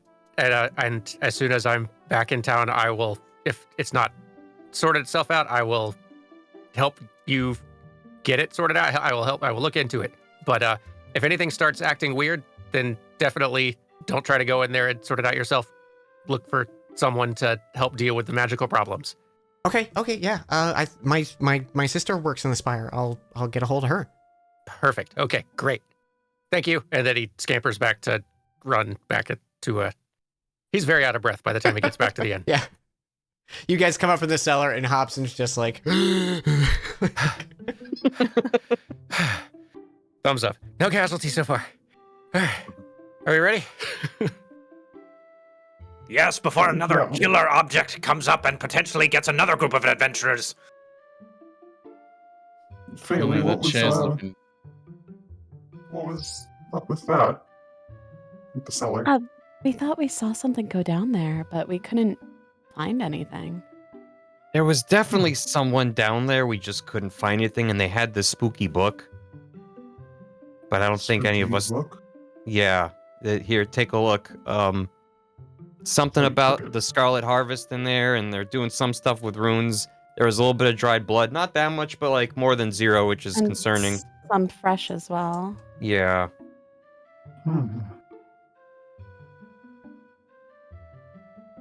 Well, we do stay here, so there'll be plenty of time for us to keep an eye out. Yeah, we couldn't find anything, but we definitely both saw something go down there. Were you able to pick out any details? Anything that we can keep our eye out for? Not really, no. Other than the blood and the book. The blood, which was definitely blood. We Yes, confirmed. Trilby, it was definitely blood. That's why we tasted it. To make sure it was blood. Yeah, What did it taste like? blood. It tasted like blood. That's fair. I should have been specific. That's what I'm saying. Anyways, What does blood taste like? Kind of metally. It's not great. Would you Of the taste blood like you've blood? tasted in the past, where did this rank? I mean, it was just blood. It was just normal blood. Bailey's Have you- top getting grilled 10 about this blood. How much blood have you Baby. tasted in the past, Bailey? She's only just Anyways, a so we vampire. couldn't find it we couldn't. Just keep an eye out. Don't. We're being undercover, right? We're not telling them about it, but keep an eye out. Yeah, keep an eye out. We went under, letting the pretense that there are rats. There are no rats. There's just perhaps something slaughtering Darn. small Well, things down there. Gilnick was hoping that there would be killer rats to add onto the pile of potential killer creatures we must fight. But Yeah, which is fair, but simply not the case. I'm very sorry. simply But perhaps killer humanoids. It's only 10. The day is young. That is true. They just started. Let us go and potentially see what other potential killer enemies we may find today. Go. Yeah, let me just finish breakfast first. Oh no, killer hash browns are on the menu. Destroy them with your maulers. That legit happened in canon. That happened for sure. Yes, it's role playing. They're role playing universe. I do want to very quickly do a bag of many things. Oh, 'cause do it's your a, bag of many things. I gotta do my bag. I like to do my bag, Dan. You gave me a bag full of goodies. I love the bag of giddies. I rolled a 91. Is that a roll I've done Whoa. before? That's a real high one. That's a I real don't high think one. I've done a 91 before. I've done a 90 and a 92. No. All right, you feel a wooden handle, and you pull out a simple, like, small hand axe, like a throwing hand axe. Well made. This would have been useful against the rats that don't exist. And maybe even a few that do. Anybody need a small hand axe? All right. Everyone's pushing each other over. They're trying to get this hand axe. He More uses of a it hammerman to myself. chop up the hash browns Excellent. like a big kitchen cleaver. Okay, I'm good. Okay. Do they like us here? Do they wish we would not stay at this inn? Yeah, I think they're happy. I think Arjun likes you, and I think that what other white staff doesn't seem to mind. Oh, good. Oh yeah, also my uncle's in town Your uncle. somewhere. Yeah, Uncle Pancreas. Your uncle, Okay. Pancreas. Yeah. I got a letter from my ma about everything back home. They're doing really good. But apparently somewhere in town my uncle's stationed. So maybe when we have a little more downtime after all the death robots and death statues, we can, if anyone wants to come with, I can introduce you to my uncle. Nothing more deadly than relatives. So death statue, death robot, then death uncle. Right. Oh, I hope it's not a death uncle. Never Anyway. know. Who's ready to go to the... You said it was at a farm, Coil? In the barn? Are we go there first or for the fairies? Right. Yeah. Probably the fairies then, huh?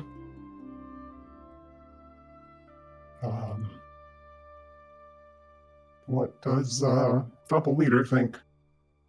Yes, indeed, death fairies / dragons, what was mentioned. Well, Is there... Does anyone know anything about pixies, death dragons? Is there anything we should be careful about before we barge in Could there? I roll something to see if I know? Absolutely. Everyone can go ahead and give me Anything about... I'd like to. Arcana or Nature. All right. Do I know... Did I read a book about... I read a Oh, book boy. about these guys. Oh, do I know a thing or two about them? At the whims of luck on 3. this one. Hooray! In character anyway, he wouldn't know shit. I get I- advantage on nature check. I had a little pop-up book where they're like hovering above the page, flying around. You like pull one of the tabs, and they like it's just them flapping their wings. Yeah.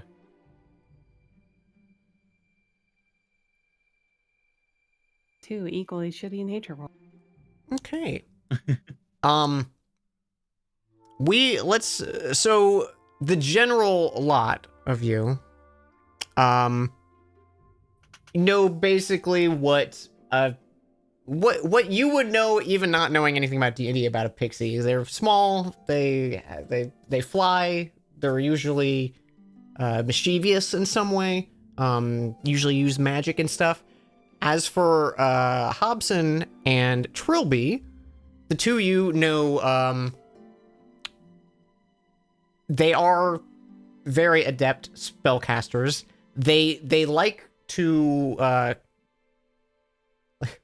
play pranks. They're obviously they're tricksters in ways, but that means a lot of their magic is based on like invisibility and stuff like that, hiding and obscuring, and then trying to curse and warp your mind to their advantage. They're not strong by themselves, like physically, so they usually use their opponents against them. Being they are fey creatures, it's a big unknown how to deal with them. You would think the best is just suck up to them and appeal to their nature. But you don't know what they're going to do. It's one of those, like, if you're reading a book about them, it's like handle with care, approach with caution. Oh boy. Great.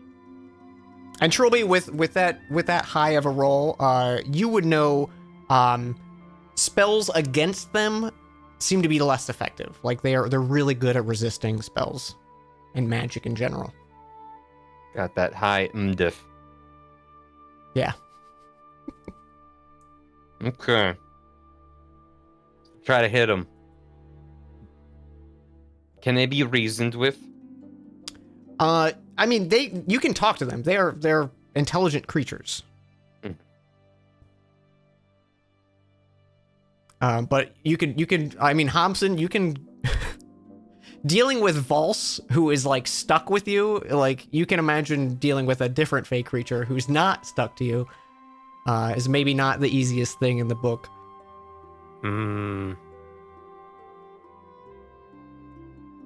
Well, I suppose we should take a peek at them. Hey, All right. fellas. All right. You head on down to Champions Hall. A familiar sight to the lot of you. I think you all went on that tour when Hobson first fainted. Oh, so long ago. As you approach, Hobson, Valse enters the key button. I think it's all twos. It's actually 5 twos. And you open up and you see kind of what I explained before. You can see this small little courtyard. There's 2 little gardens on the side. Faylee, one thing you notice is there's a lot of flowers here. There's a well-maintained garden. In the center, there's kind of like a circular separated platform of a small little garden. There's a big tree and this statue of Valse, so you can see his hands out like he's welcoming you to his estate. Everyone give me perception checks as you walk in. Behind the statue of Valse, you can see this massive tree. Immediately, these 4 kind of like lotus flowers catch your eye. Each one's like a vibrant color that totally stands out from the tree. And you can see they're like fully bloomed at this point. Okay.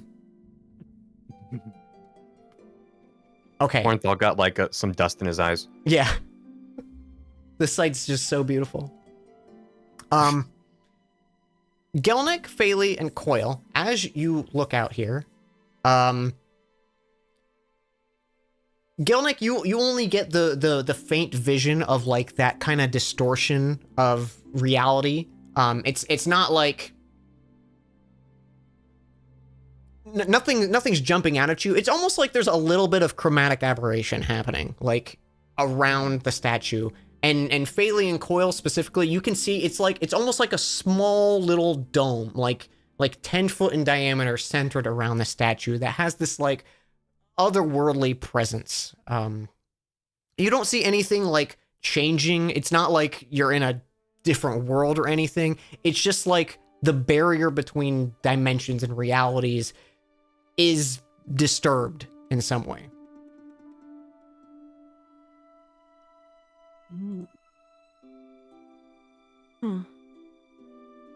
I believe I may have had a dream like this once.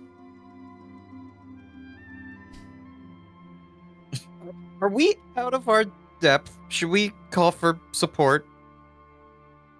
I don't know what that is. Vols definitely know seemed what to a think lot of- like it was a bad idea with me just going and trying to talk to them or even let them know I was here when I was by myself. Which seemed uncharacteristically careful. So I'm a little worried about what these things might do. Oh, now we got this though. I mean, like there's 6 of us, 4 of them. No issue, right? True. Any How do you know this if we is decided cool? to try to, like, and Hobson's just sort of, I guess, thinking to himself at this point, or thinking to Vols rather, like, if we did try just talking with them, any advice for, like, any idea what they might want or what, like, how we might convince them to leave? How'd they get here? I don't know. If they ask something, try to give it to them. The problem is they might ask for something you don't want to give. It's usually how it Oh. goes. I see. I Okay. have no idea what they want though. They could just not give a care about us. You know, maybe we'll be lucky. Okay. And Hobson relays the important information. Okay. Hmm. How do Why you have wanna they handle this? chosen this statue? Good question. Guess we could ask them. Not it. Maybe not Could ask Trilby. them. Nope. I'm Gelnek will stepping deal back. with them. Very easy. These are Fey, yes? Gelnek is Goblinoid, practically cousins. I don't. Sure. That's good.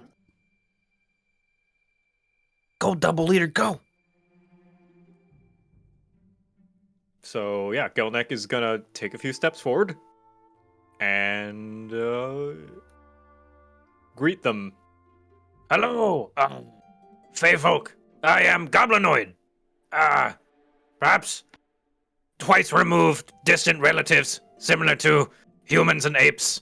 Perhaps dwarves and badgers. You know the like. And I am here go to make peace. I don't think you see like direct movement from the flowers or whatever. You just hear like these little voices kind of come out like, "Oh, this one's cute. Oh, I like this one. Oh, what a lot of charm, a lot of character in this one. Yeah, I love it. I can really see the pleasures of this realm coming through. Oh, it's really lovely. Yeah." And they kind of Oh. just giggle amongst themselves, not actively conversing back to you. Well, thank you. I take much pride in my presentation. Hello? One of them, the center one, coming from this like bright red flower, comes down and their form kind of like matches the color palette of that flower that they came from, and it kind of hovers maybe like 5 feet away from you, Gelnek, and they kind of just size you up. They have like a sassy stance as they're hovering in the air, and they're just kind of one finger like tracing your body in the air, sizing you out, and go, "Yeah, girls, I think this one would look nice. Oh, and he even brought some more friends. Oh, these all look great. Oh, I like that one." And you see the 3 other ones kind of dart and spread amongst the group of you. I don't None know. of Do them- you brow- Sorry, go on. Go ahead. Why do you look upon me as if I am a item to be sold at a shop? Wait, no, come back. As As they're they flying scatter out, and like the red one stays right where you are, Gelnek. The other ones are looking at, and like one's inspecting Coil. One kind of gets like real close to Hobson, is looking at like his gauntlet and everything. One's probably fascinated by your antlers, Faley. And the one that you were speaking to, Gelnek, speaks up and goes, "Well, I mean, you came into our garden uninvited, so clearly you want to be part of the garden. It seems like it makes a lot of sense to me." You are mistaken. No, this is, perhaps difficult. Correction, we want them to leave, right? Just like what I is think the so, potential yeah. threat? Yeah, they Well, there's suddenly pixies, and also the statue has changed pose, right. and both are mildly concerning things. yes, Bad yes. signs. Well, there have been odd goings on in the material world. You may have seen that I am not very familiar with how Fey culture works, but wanted to see if that was your doing. Well, honestly, I have no clue what you're talking about. We just got here, but it's lovely, and we thought we could claim it as our own. We've never been here, but the sounds, the sights. Oh, look at this garden. The grass looks so dull and plain. I love it. What a fun idea. Yes, I understand. I fully understand. In fact, I relate. I empathize. But unfortunately, people here, they have a very strange way of considering territories and such. Not in the traditional sense of conquering and taking. They have a very strange thing called paperwork. And it's very boring and annoying. But unfortunately, that is the way of things and how they have kept the peace. So perhaps you may see about going through some such. Oh, well, whatever this paperwork is, I'm sure we can come to an agreement. How about this? You can go get the paperwork, and we'll keep your friends here. In the meantime. I do not like that arrangement. I decline. So maybe the best course of action here is you make a fun pose, and you can join the garden. Oh! I see. I will discuss this with my consultants. Yeah, of Yelnik course. Yeah. shuffles Take all over. the time you need. Shuffles over to the party. Methinks the statues are other people. What? Oh. They mentioned something of joining garden and, like the others, and pointed to statues. I can't help but think that these guys might be useful in the right application. Like, maybe if we offered, I don't know, we travel a lot, maybe they can find a better garden elsewhere, and we point them at, someone we don't like. That is a good idea. What enemies do we have? Are you insane? I don't think that's Might be. also a good idea. We're just making it someone else's problem. That is also true. Did you learn where they're from? No. Just as mentioned by, Small Man, it seems as though they want things. Like very important things. Simply by speaking with them, when Gelnek offered to go through typical bureaucracy that humanoids love so very much, they requested you all to stay with them until Gelnek were to return with such paperwork. Well, if they're interested in trading, I have a lot of stuff. Perhaps Here. you may negotiate. Okay, yeah, let me try. Okay. He shuffles into his bag and grabs two things, keeps them in his hand, and approaches the statue trees thing. Mm-hmm. Hi there. Hello. Oh, hello.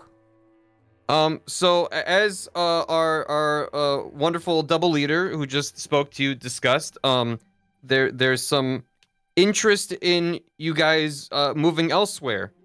Could I interest you in a trade with what I have in my hand? Oh no, I think you misunderstood. This is our home. How long have you been on the statue? Today. Okay. Well, I mean, but our buddy here is the reason the statue's here. So if anything, wouldn't it be his? No one was here when we got here, so I think it's ours. Well, he hadn't moved in yet. It's like the statue first, and you gotta get your trees, right? I didn't see anything. It looked open to us, right, girls? Yeah, it looked open. Yeah.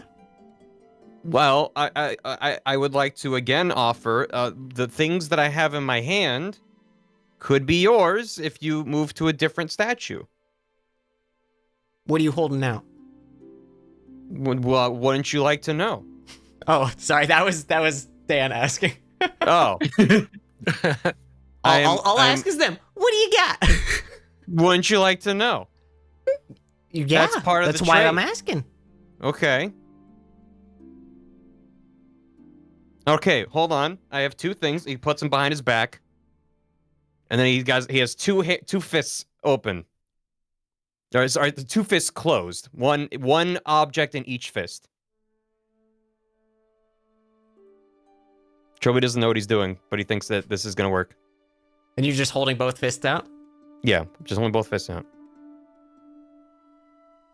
Okay, can I have them? Will you leave and go somewhere else? No. But But now I Please? want the things too. Gelnick is Well- going to step in. Well, that is unfortunate because the items that this young man can create with his bare hands are beyond imagination, beyond mine in all my travels. I think they're pretty neat. Just saying. Whatever Give is me- within his hands. Yeah, go on. We'll say a persuasion, either a persuasion with advantage from one of you or persuasion from Gelnick and Trilby. Your I guys' have- choice. Nothing in persuasion. I don't know what you We'll do. Do persuasion with advantage. Hiya! Ooh. Eh? Ooh. Eh? Well, if you are not so interested in this item, then perhaps I will take it. For myself, and Gelnick just kind of like waggling his fingers as he slowly approaches. Well, now. Let's not be hasty here. Maybe we could get the item and you guys don't have to stay in the garden. And we can stay here in the garden. Oh, well, young man, I have a better offer for you, for I have an entire airship that you can have if you give me that item. Oh, well. I mean, if there's no other offers, I guess. You can I see have- she's like putting her hands on her hips and she's like, well, there's more of us than there are of you. Why don't we just take the item? Well, It's how do you not know the how it same. works? For Mhm. this young boy created them himself. You would need instructions.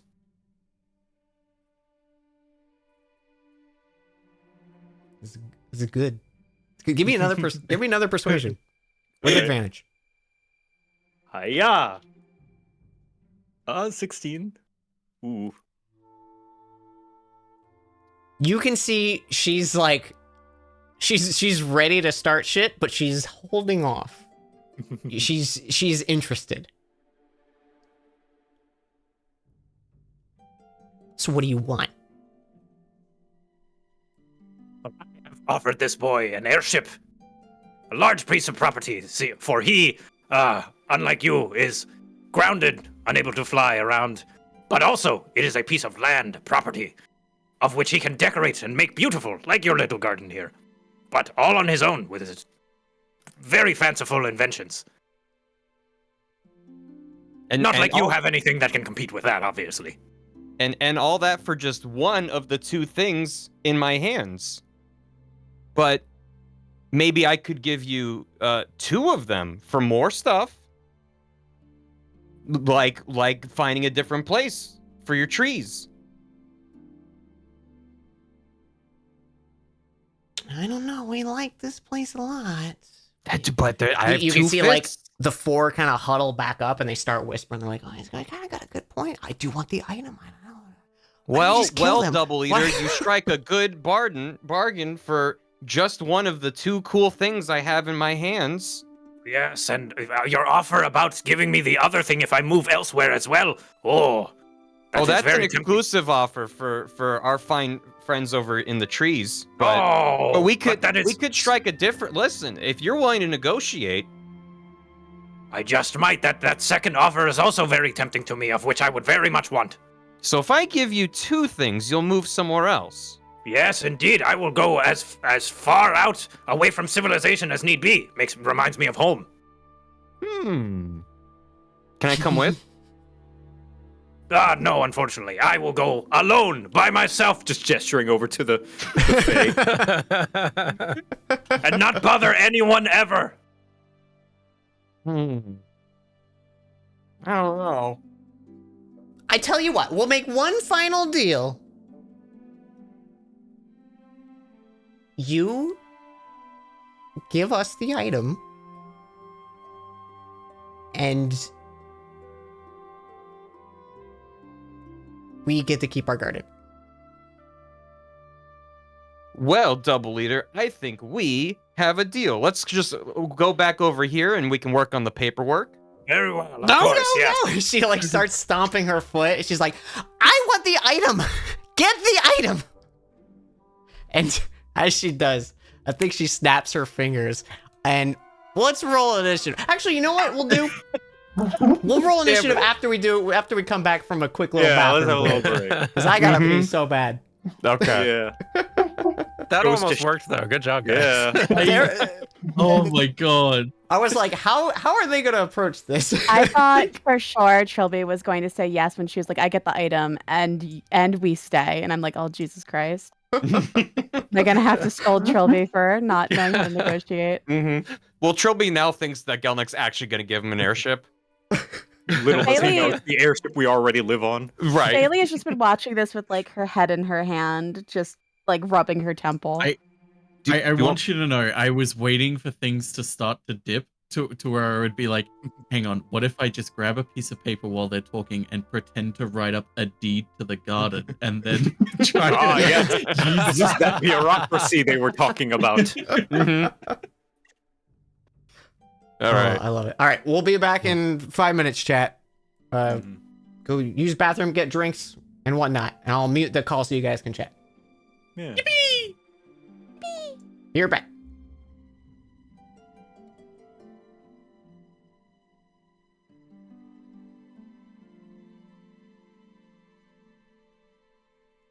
I found the D4.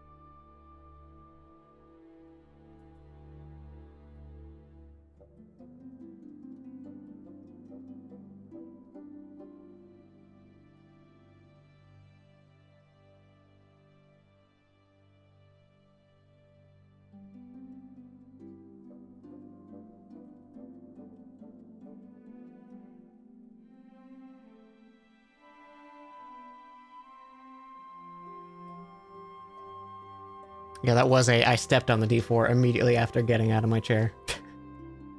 It wasn't like my full weight on it or anything. I just did step on it immediately.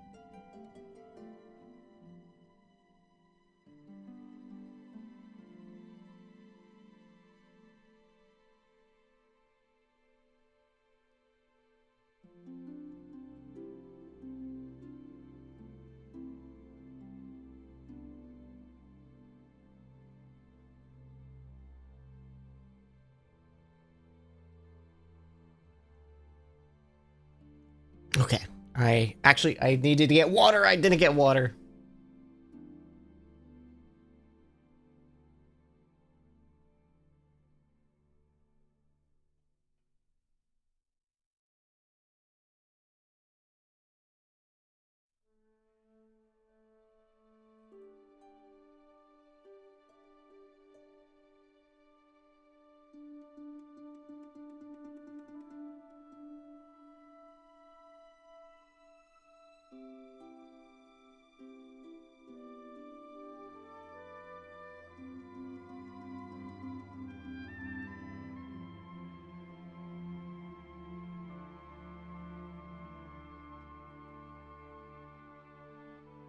Okay, now I'm back for real.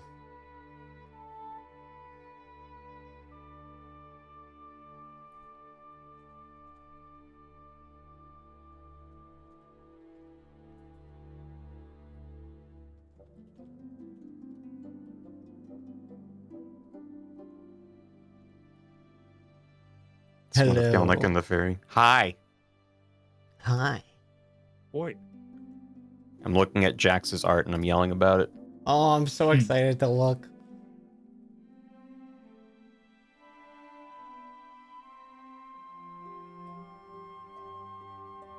How you doing? I'm doing now I'm looking at art. I'm scrolling through real quick. Oh, I love Mhm. everything. I'm back. I'm sorry. Welcome back. Thank Welcome you. I was back. making tea. Ooh, yum. Yeah. I haven't had coffee in like 4 days. Oh, I miss it so dearly. Coffee. Coffee. know. I What's your did favorite post. type of coffee? What was that? What's your favorite coffee? Honestly, any medium roast I'll drink. I'm pretty basic bitch. But here I can Dan, show you guys this. Oh. Oh. Oh. I did post in the Discord what Trilby was offering. If you want to take a look at that, Dan. Very good. They I would can have tell been the mad. Oh boy. Yeah, they don't seem like the kind who would play by the rules either. Yeah. No, definitely As- not. As indicated by their very poor deal of like, we get everything and you get nothing. Mhm, Right. mhm. I'm like, what if we get what we want? And they're like, I don't think so. The one I was time- going to offer them 2 cool marbles that I for got price from the bag one? of many things. Well, one was in gosh. each hand. Ah, Also, I'm back.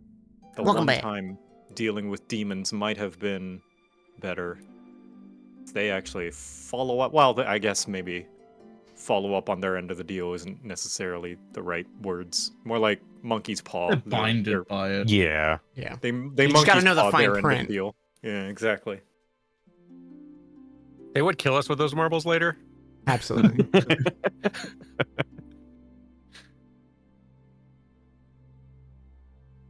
Okay. Are we? I think we're all back now. I think so. Yeah. All right. So she huffs and puffs and points and says, "I want those items." And as she does this, she snaps her hand. And you can see from around you, that tree that's kind of wrapped around the statue of Valse.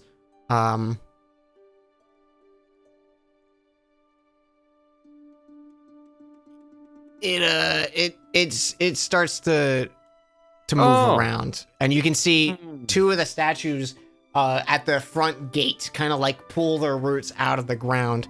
And let me pull up the initiative for us here. Let me just do clear move all turns. Okay. You can throw yourselves in there while I get some thematic Oh. music going. Oh, after you. Oh, no, after you, I insist.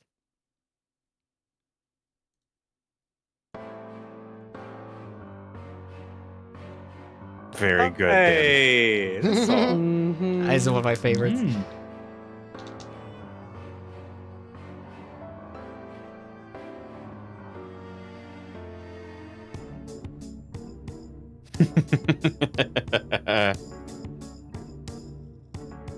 Let's dance.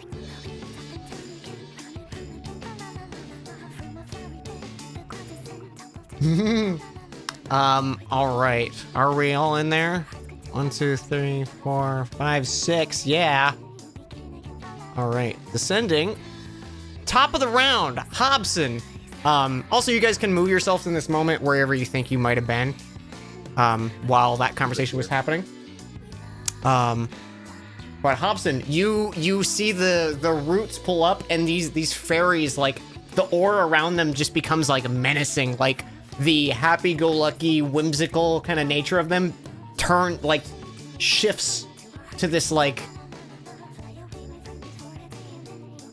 exaggerated anger and frustration. They seem to be beings of emotion. And you're up. Yep. Hobson, in kind of startled by that sudden look, just casts armor of Agathis on himself as he usually does after a fight starts naturally, and I think moves a little slightly further away to get a little bit of space and room there, and just since the action is spent, also just sort of asks Vault, so other than them being good against magic, any tips for fighting pixies or talking them down? I hit them hard. They don't have a lot.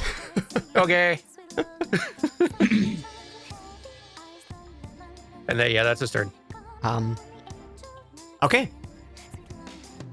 Morenthal, you are up. Okay. Oh lordy. Okay, how do I want to deal with this? Okay. We're going for the straightforward approach. I'm gonna run right up to this one on the right. And give it the old dagger to the face. Hell yeah. Oh no, we need to watch out and not use magic. That's right, I got this. Stabbed. There's a 25 hit pen. No, just kidding. Damn. Yeah, 25 hits. With the crit. This you understand now where pixie dust comes from, as this thing just like you sink your dagger into it, and there's just nothing. It's a smear of glitter on the ground.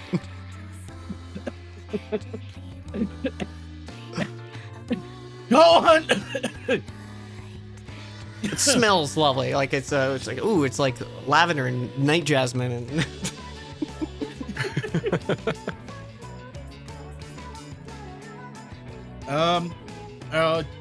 I can't. I'll end my turn there. Okay. Trilby. I'm gonna summon Scrubbins with a D20. Oh! I got a dollop of green void crystal. Yo, nice. Okay. He pooped in my hand. All right, he's in Force Ballista mode, so you can push and pull him around, and that's my turn. Okay. He's with you, I'm assuming. Oh yeah. Okay. Don't worry, sorry. All right. The trees are going to Isengard. They make their approach on the closest targets to them. They're probably most coming over here. Okay. Hello. You can see these trees, and you know these trees are like the natural trees that were planted here before, and they definitely weren't treants. But they seem to sprouted legs. And they're gonna attack. 2 attacks on Phaley. 15 to hit and 25 to hit. Okay. Well, yes. Mm-hmm.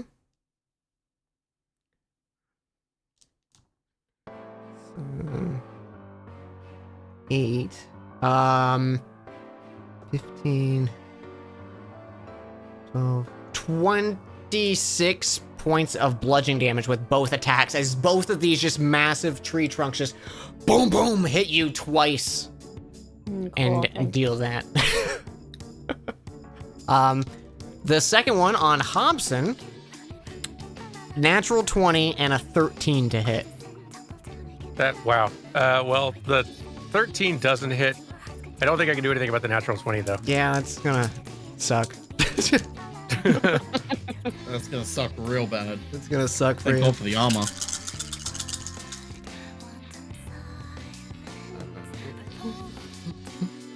I love this song though so much. It's very good. A good death song. Songs that die in D&D too. That's a playlist. 22 points of bludgeoning on the first hit, and then the second one you dodge by. And how much do they take?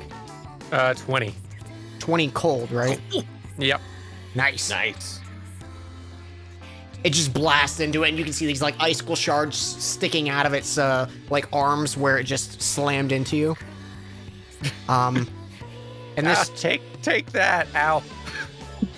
this top one is probably gonna just one arm Morenthal, one arm Trilby. 19 to hit Trilby, 15 to hit Morenthal. 15 does not hit. 19 hits. Ooh, jeez. Yeah? That good? I rolled well on the damage. Or that's just 19 bludgeoning on Trilby. Does the tree just like slam down? It's like driving a nail into a piece of wood. Yeah, Trilby's just embedded in the ground now. and like when he pulls the fist out, you go like like You're just a head on legs waddling around. yeah. They're just like a pancake. All right, I'm Um, fine. That is their turn. Now the pixie's turn. Uh-oh. These two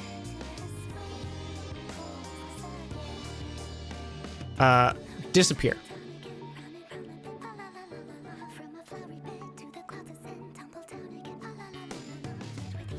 Do any of you have my stream? Don't look at the stream. I do not have it up No, right no, now. no. I do not have it up. Yeah, I don't either. Okay, good. I only have chat. Yeah. Yeah, same. And this one, the angsty one,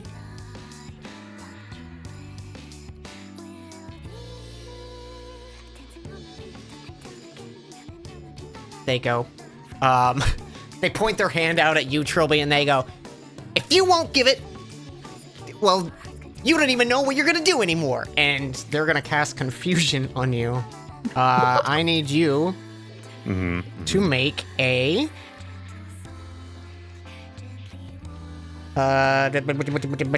wisdom saving throw, please. Ah, good. Yay. You are confused. When am I not? Affected target can't take reactions, and you must roll a d10 at the start of your turns to determine your behavior for that turn. So we'll get to that Good. on your turn. Okay, great. And then she is going to attempt to fly away if Gelnick or Trilby want to take a reaction. Well, Trilby can't. Oh, Trilby Yeah, I'm can't. Yeah, confused. yeah. So if Gelnick, if you'd like to.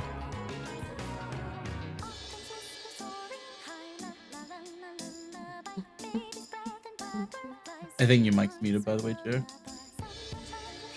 Maybe intentional. My mistake. I Oh. said yes. I would. Sorry. I said yes. I would like to take a swing. Does a 15 hit? 15 is their AC. Hi-ya! And I'm using it one-handed because I brandish my shield in my other, my drum. Nice. Okay, so So 10 damage. They need to make a con save. Okay, yeah, natural 19. They hold the spell. So you are still confused, Trilby. When is he not? What's their flight speed? Pretty fucking far. Aw. So 1, 2, 3, 4, 5, Aw. So they zip away.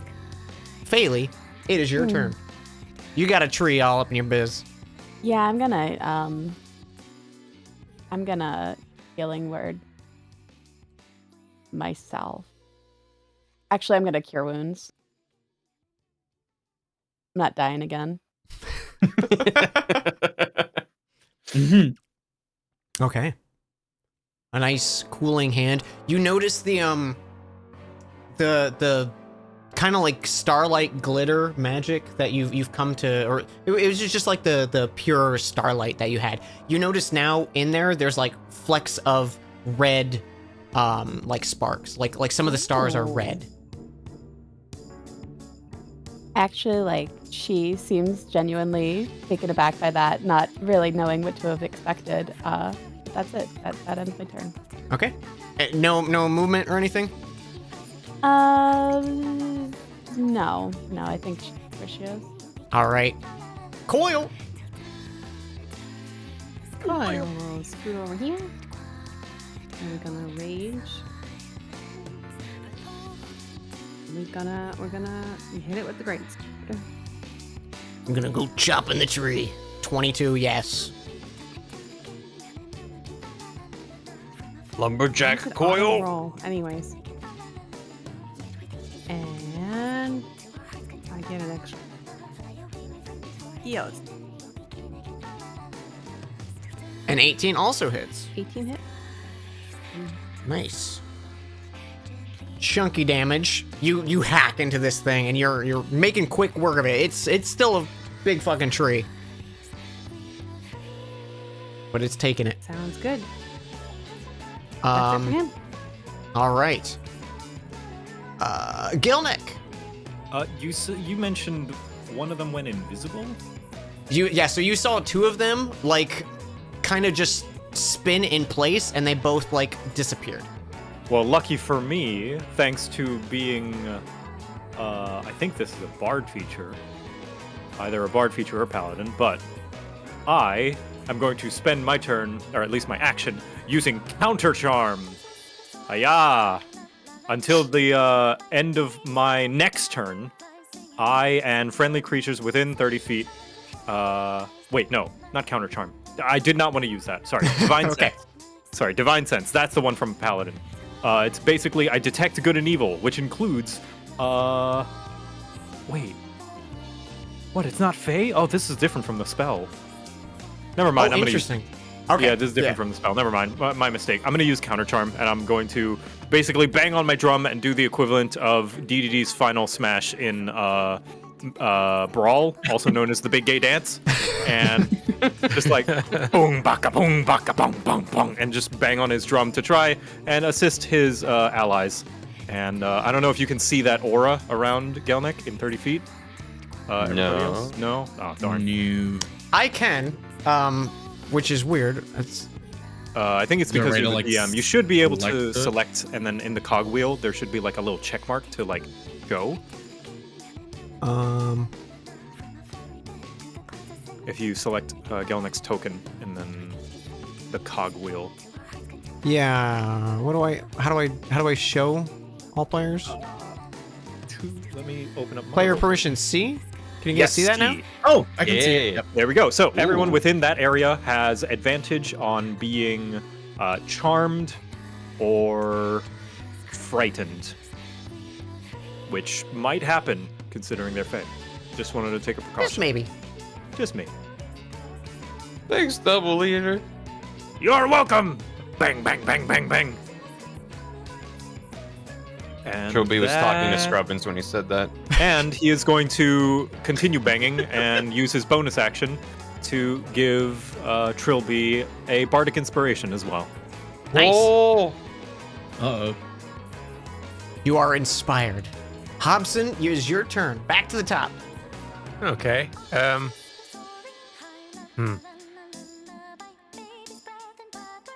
I feel like I would like to use my other spell.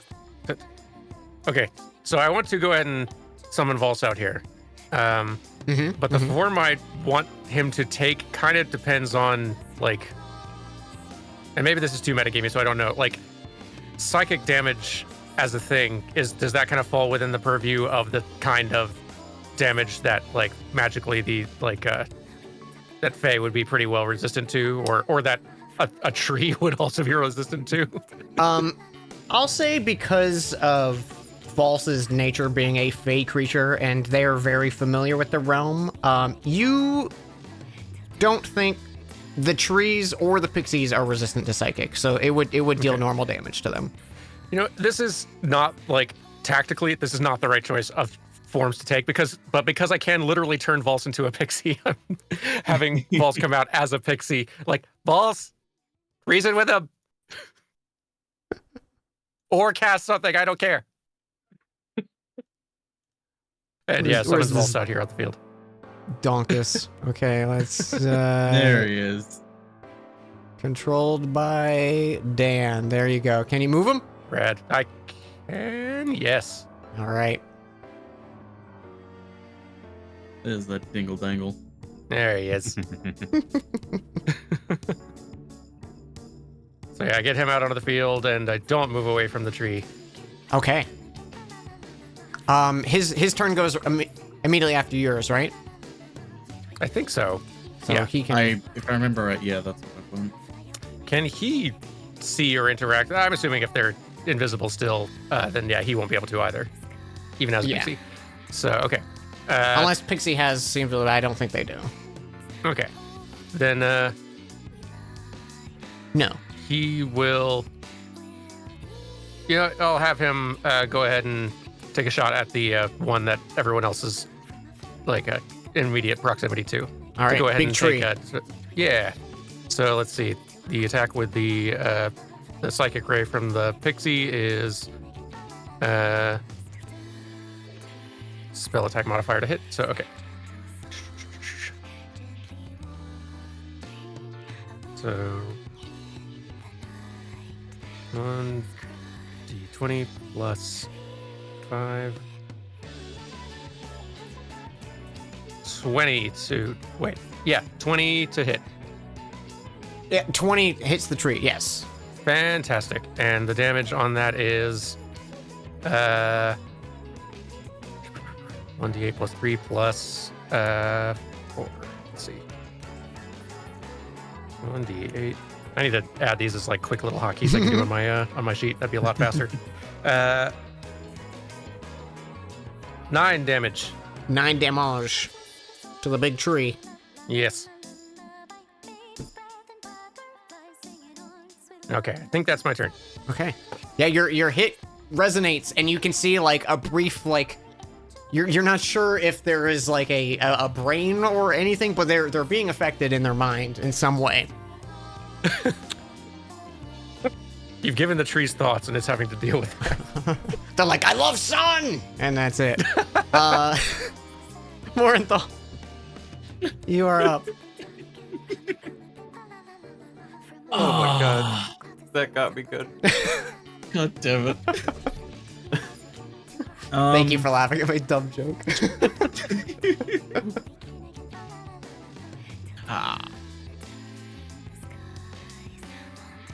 Okay. I really don't want to go after these trees.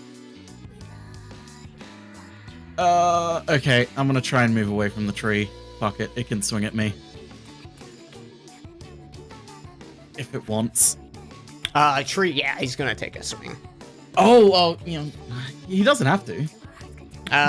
20 to hit. Dismiss? You know what? I'm actually wearing tree-proof armor. Oh, that's that weird. makes my AC 40. Okay, well, you dodge his tree, but then you trip and take, No, it doesn't. 13 damage. 13? Okay, I can deal with that. And your tree armor And- shatters as you hit the ground. Man, my tree armor. Damn, I gotta get some more tree armor, guys. And with that, I am going to take aim at this fucking little thing. Okay. Well, Pixie over here, 'cause he is getting really sick of them. Does a 15 hit, Dan? 15's what you need. and you shoot that little gnat out of the sky. Another. And Trilby, you shake off the confusion as the pixie knight. Didn't even give me one turn of it. I see how it is. I was so excited. Oh, well, I'm sorry. Yeah, thanks, Mornthal. Mornthal I'll died. just leave the garden then, shall I? And I will. Oh God! I just realized I don't know where the other ones are. Fuck. I'll end my turn. Okay. Trilby, your turn. Your mind returns. Oh, that was weird. So anyway, started blasting.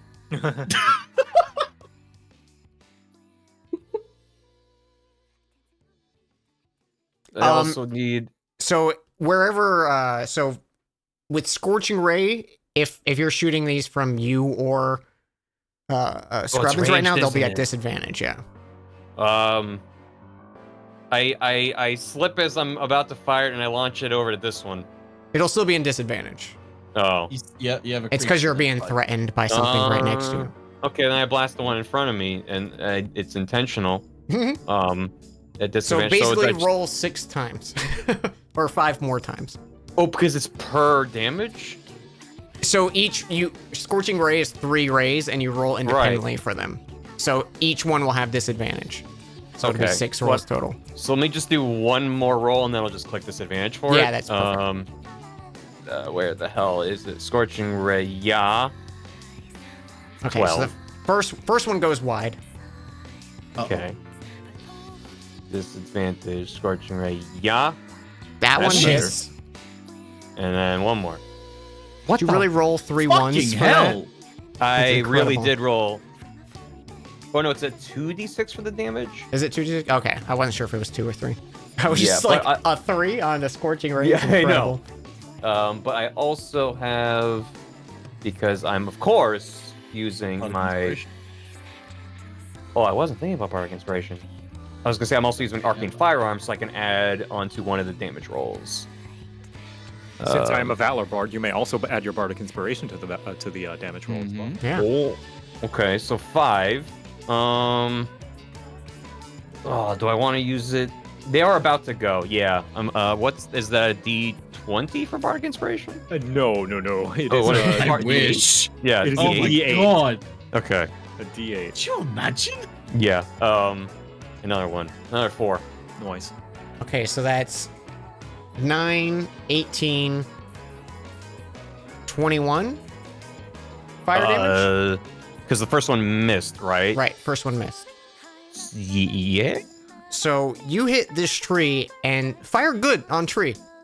This thing erupts in flames, and you think your bolts are doing way more than you expected. So that actually deals 42 damage. Holy shit. Ooh. Oh. Who'd have thought fire would work well against wood? Who would? Wood. Oh. I don't get it. Okay. Well, you see, trees are made of wood. Oh. Yeah. Anything else, Mr. Trilby?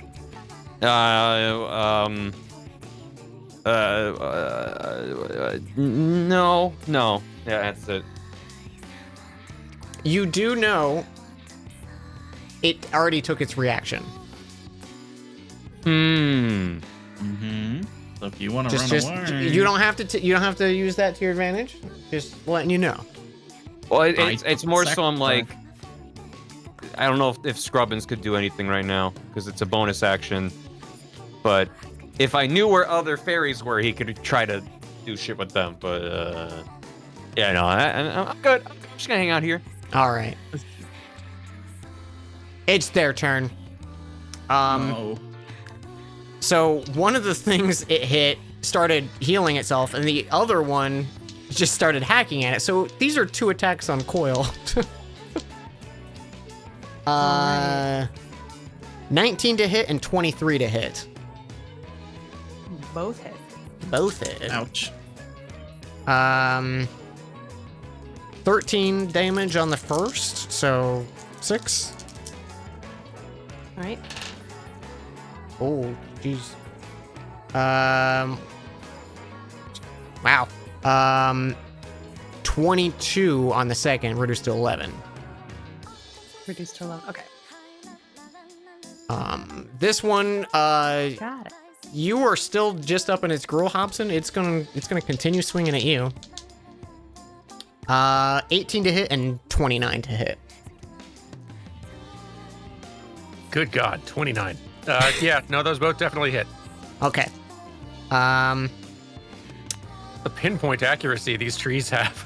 I mean, it's hard for them to miss. They're swinging to half a tree at you, like. Trees miss me every day. That's, you know what? It's fair. Yeah. 13 on the first one All right. and 16 on the second. And Okay. how much do they take? No, so the first one's hit just cleared the threshold of the temp hit points, so I think those are cleared. So none from that. Okay. So he's just Just damage to me then. got it. And then this one here, yeah, you just set it on fire. It's gonna do both attacks on you, Trilby. Yeah, that's fair. I probably should have stepped back. 19 to hit and a 21 to hit. Yeah, those are gonna hit me, Dan. Okay. I, You were for the warned record, again. I am wearing my fancy button that gives me +1 AC, but that doesn't matter when it hits me for 19 or 20. 16 damage on the first. Ow. And 18 damage on the second. Double ow. The idiot's turns. What are they gonna do?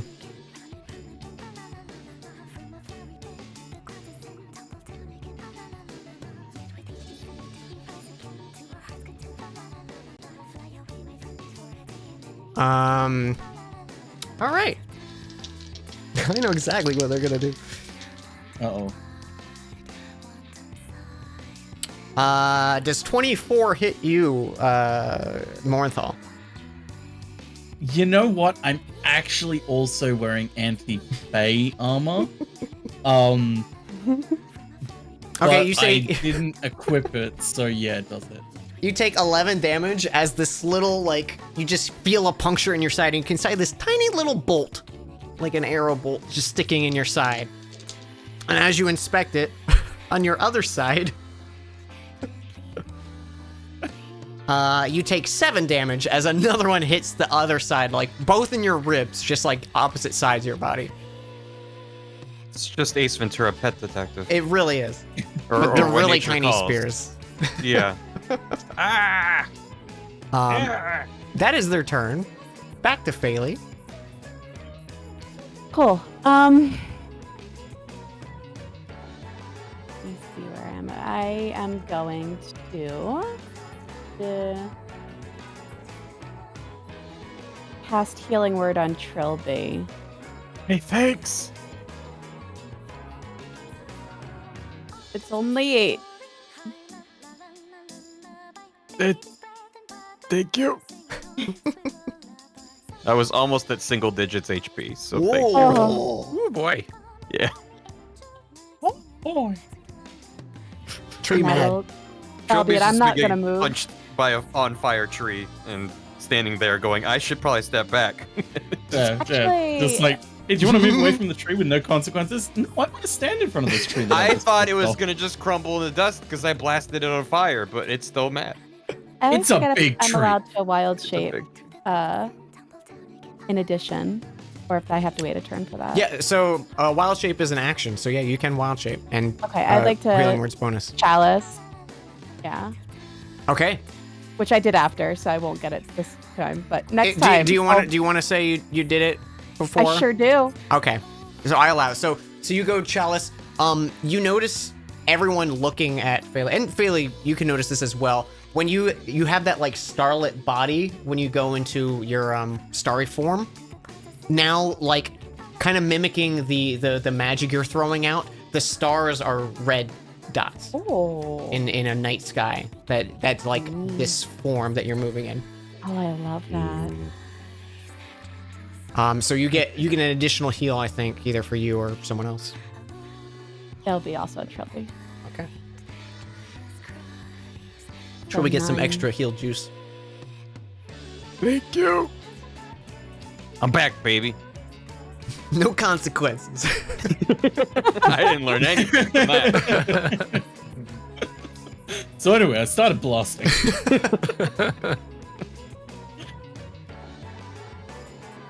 That'll be it. All right. Coil. All right. We hack and slash. We love it. Oh no. Oh, we miss. Maybe you hit it and it kind of like you have to put a foot against the tree to like pull your sword back out. Yeah. But a 19, chunky 19 hits. Hacking and whacking and 19 for slashing. 19 damage. Look at that. Hey, Chopping that wood. consistency. And Chopping then I that have tree. a question. Mm-hmm. If I use action surge, does that mean I get to attack one more time or twice? 2 more times. Hmm. Because it basically gives you another free We're gonna- action, and you can take your action as an attack, which gives you 2 attacks. It's like you restart your turn. Gotcha. Yeah. Oh, fantastic. Okay, we will action surge and do it again. That's a hit. 17. Yay. And again. Damn, Math Coil is took that killing me. personally.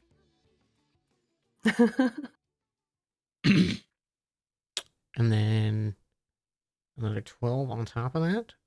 This tree is starting to look rough. Fantastic. Okay, that's his You've turn. done some landscaping on this tree, and it's getting down to its trunk. All right, Gilnick. Okay, I'm also going to be hacking and slacking and whacking with my Warhammer, one-handed, smacking this tree right here. Chopping that tree. Chopping that tree. Hiya! Boy, oh boy, do I. Chop that tree with a blunt object. It's I just a forget- loud like dunk, Yeah. like comes off the side. All right, well, I'm going to try again with my second attack. Hiya! All right, Oh great. no! Oh. All right, You- well, You scuff up some of the branch, but it's a hardy tree. A damage roll is not an ability check, right? no. New. I can't No, flash but of genius an attack. Wait, Well- flash of genie. An attack roll is separate from a damage roll. I know. Yes. Well, but it specifically I can use it for ability checks or saving throws. Oh, yeah, That's what no, it that's... says. Got it. Okay, so yeah, Yeah, so not attack rolls. Got it. I have failed to hack and slack and chop that tree. You, small man, perhaps you will fare better. And I will give Hobson Bardic Inspiration, and my Counter Charm ends as well. Butcher Hob. And that will be my turn. I'm not Okay. moving anywhere. Hobson. Okay, yeah. Hobson takes this inspiration. It's like hack and slack and attacks and learns too well. Monkey see, misses. monkey do. It's a- Yeah. But then does tell, give Valse direction. And Valse, this can be his action if you deem it so, notices that, like, all right, nobody seems to be currently occupying this statue. Dibs, and goes over and says, like, I claim this statue. This is mine now. It was mine before, but it's an extra double mine now.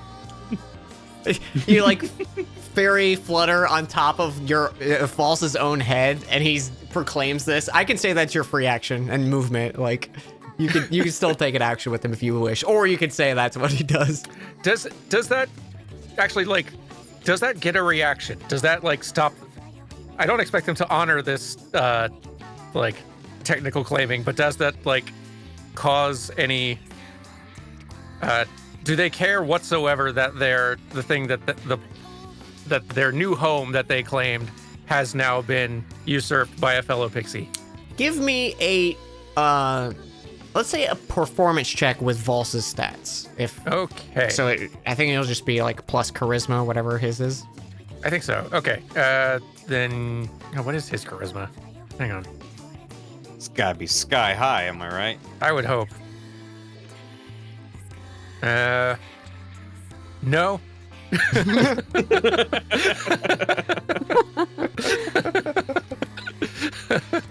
Very no. So love Vols. let's see. I don't know what. Yeah. Okay. Hang on. So let's see. Roll 1d20 minus 2. Oh, Colin. That's Well- amazing. That's an 8. Ooh. Okay, you get some frustrated grunts from like somewhere around you, but it seems like it didn't gather enough of a reaction to do anything to these pixies. All right. It's like, not for me, and zaps the tree. Was it enough for us to pinpoint the origin of the sounds that they made?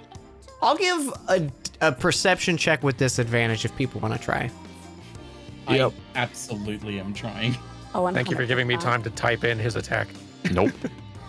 Dan, could I? Because I was gonna wait for my turn for this, but if we're using this knowledge, could I also use the awareness of like where those bolts shot at me? I'll give you a came from to, flat like, roll. try I'll and give you narrow a it down flat roll. further? Since you're an assassin, you know where to read shots coming from and stuff like that. Oh,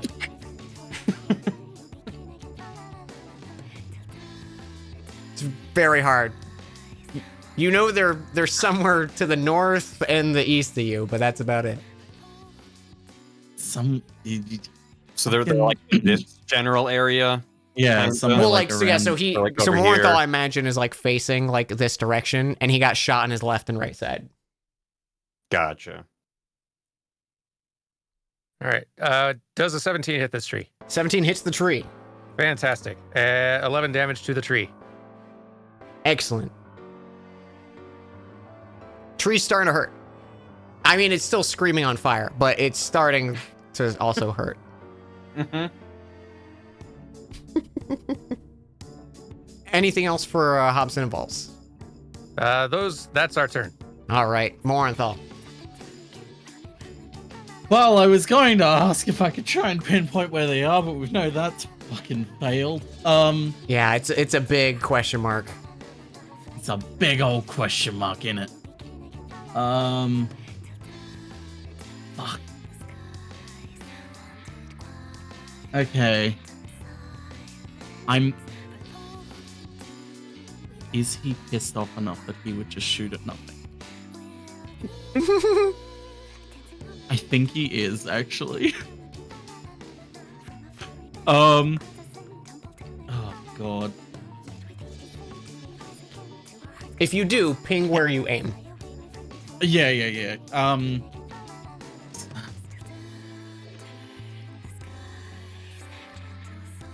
Oh God, this is a terrible idea. But he is pissed off.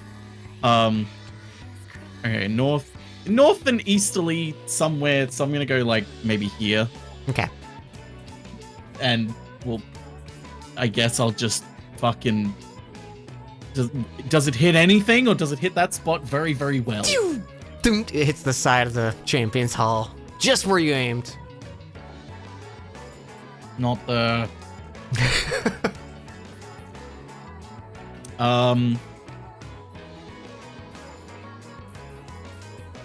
You know what I will do though? I will actually move over here.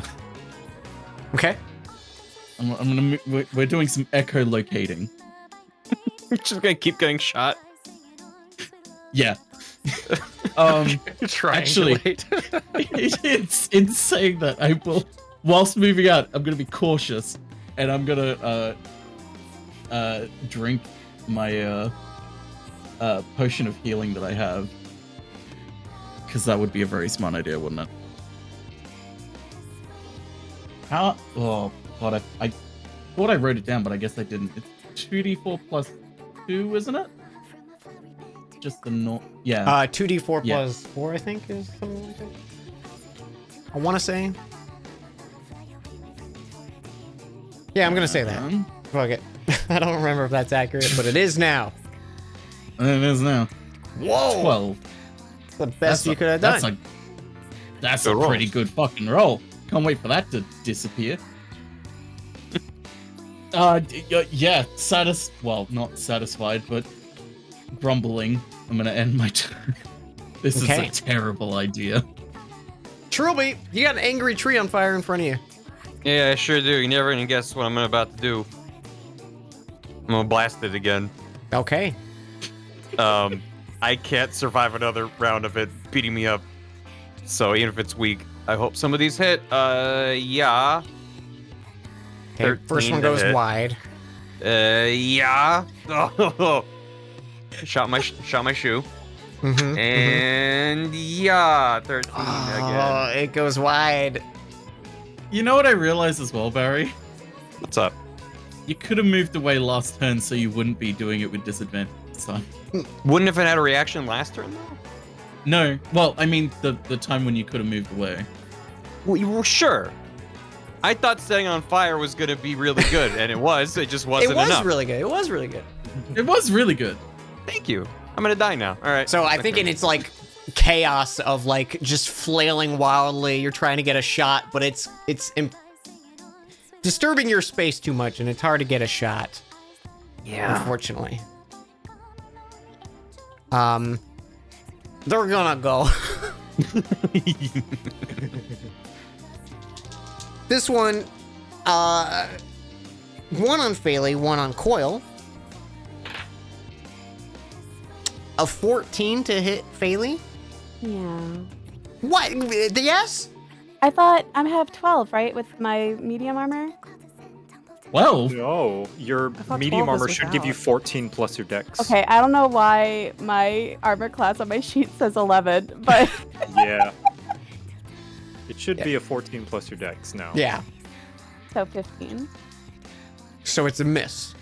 Yeah, woo! Yay! Yeah, yeah, yeah. I was like, there's no way that 14 hits. I was looking at my sheet earlier, like, why does it still say 11? Surely it's at least 12. maybe And there's something that hasn't been linked up, but Yeah. we can look at it later. Yeah. A 20 to hit Coil. That do hit. That do hit. That hit for 16, so 8. All right. All right. What are we gonna do here?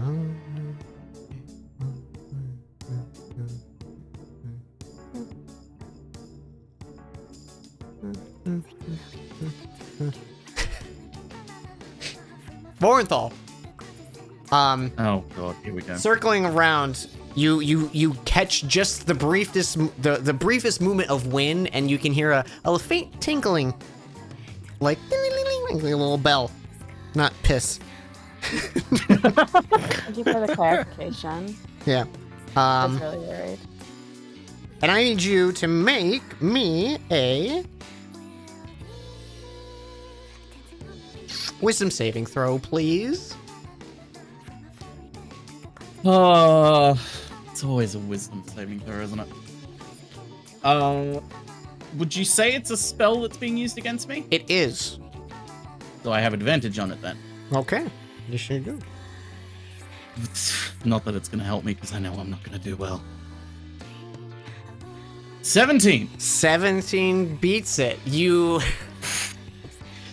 this fairy poofs in your face and goes, "Let's give you a more fitting form." And she boops you on the nose, and you feel this like wave of magic rush over you, and your Fey ancestry blocks it, and you seem unfazed. And now in front of you, you can see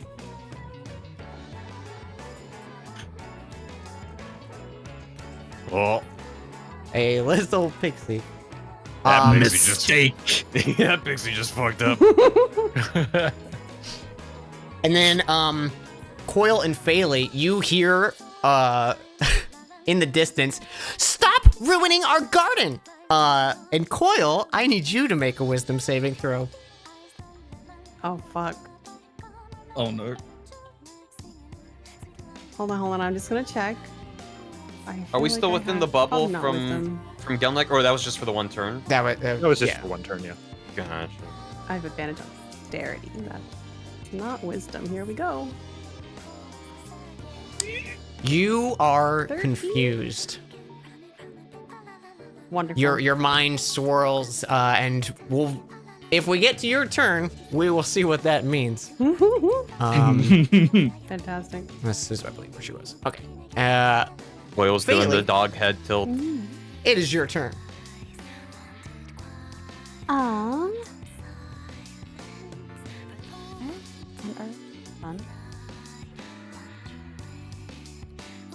Yep. Thank you, Saren. Finally, the emote is canon. Yes. I like, for some reason, I can't see where Morenthal is. Way at the top. It might be So there's be no below. way I could send a heal his way. Is there? probably not. I'll be honest, I am okay. Okay. Yeah, I think Trilby and you and Coil, I think, I have think- taken the most. And I think the people being beaten by trees are off worse Yeah. than me at the moment. Well, I remember you had gotten hit. I'm just being pissed on by pixies. Yeah, well, some people are in that probably. I'm going to.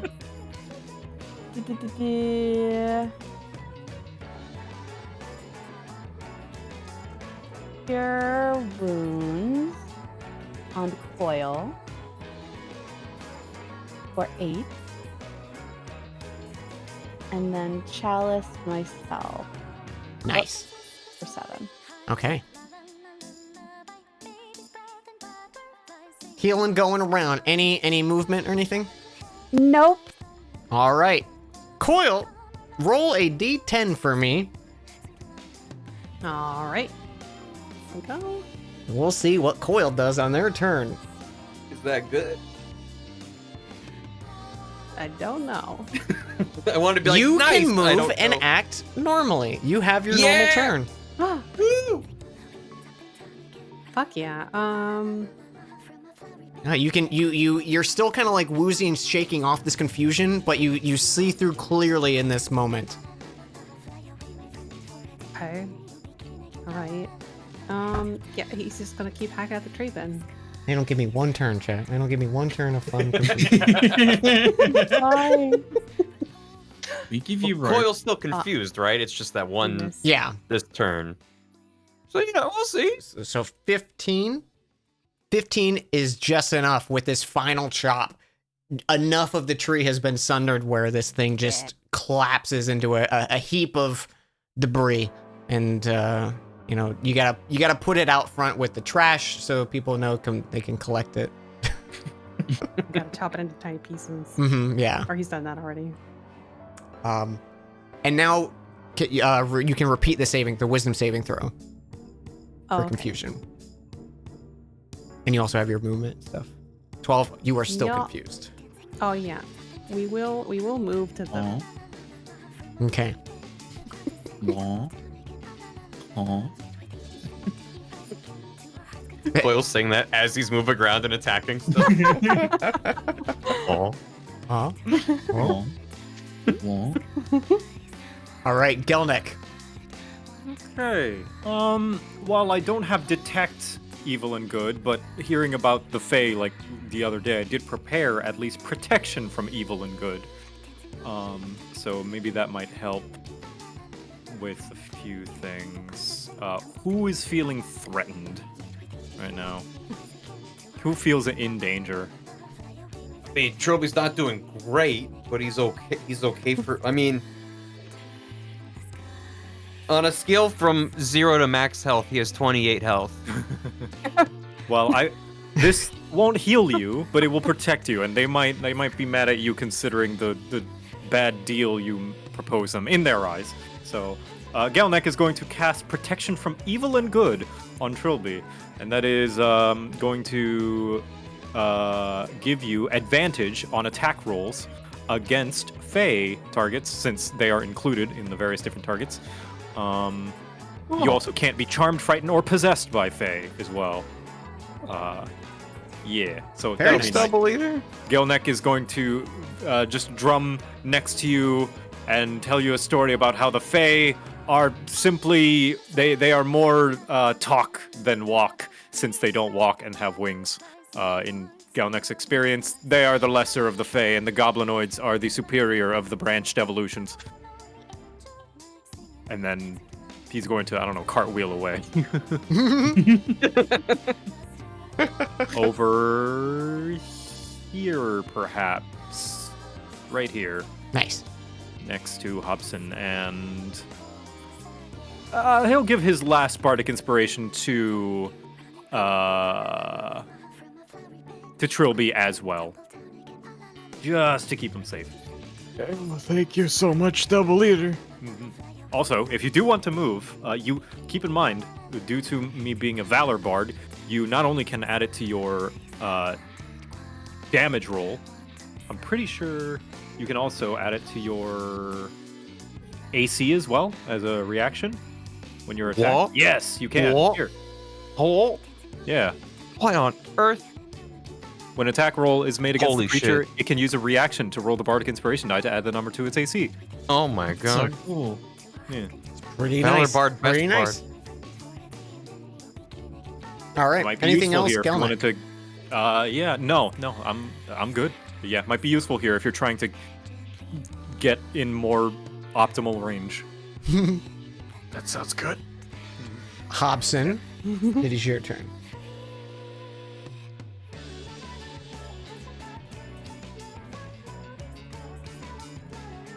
He is currently muted. Oh no. Oh no, sorry about that. I'm gonna try doing silence exactly on. that thing that Gilnick. Since I still have the inspiration from last turn, I'm gonna try to get some distance from this tree I've been soloing for some reason, and use the inspiration I have to hopefully add to my AC. Okay. That- you can choose to use it as a reaction when you Oh, that's true. I guess we get to see if You if I can save it. So he will All right. hit you. And at this moment, do I say what I rolled? I think. It says after You were- seeing the roll, but before knowing whether it hits or misses. Oh, all right. You're ruling then, Dan. I rolled an 18, a natural Okay. 18.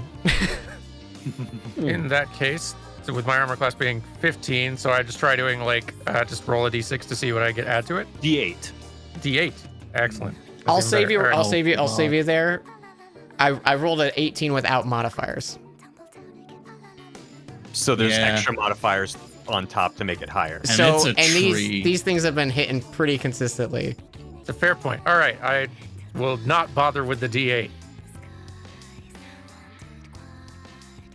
So I rolled a 28 to hit. Oh, please. Better than a 30, I guess. All right. Oy, oy. I was like, I don't want you using it. 13 damage. Okay, that could have been worse. All right. Now a little further and safer away. Yeah, trees don't fuck around, dude. They really don't. Some of the most dangerous foes we fought yet. I'm gonna actually attempt Eldritch Blast shots at this one here. It's closer and invisible.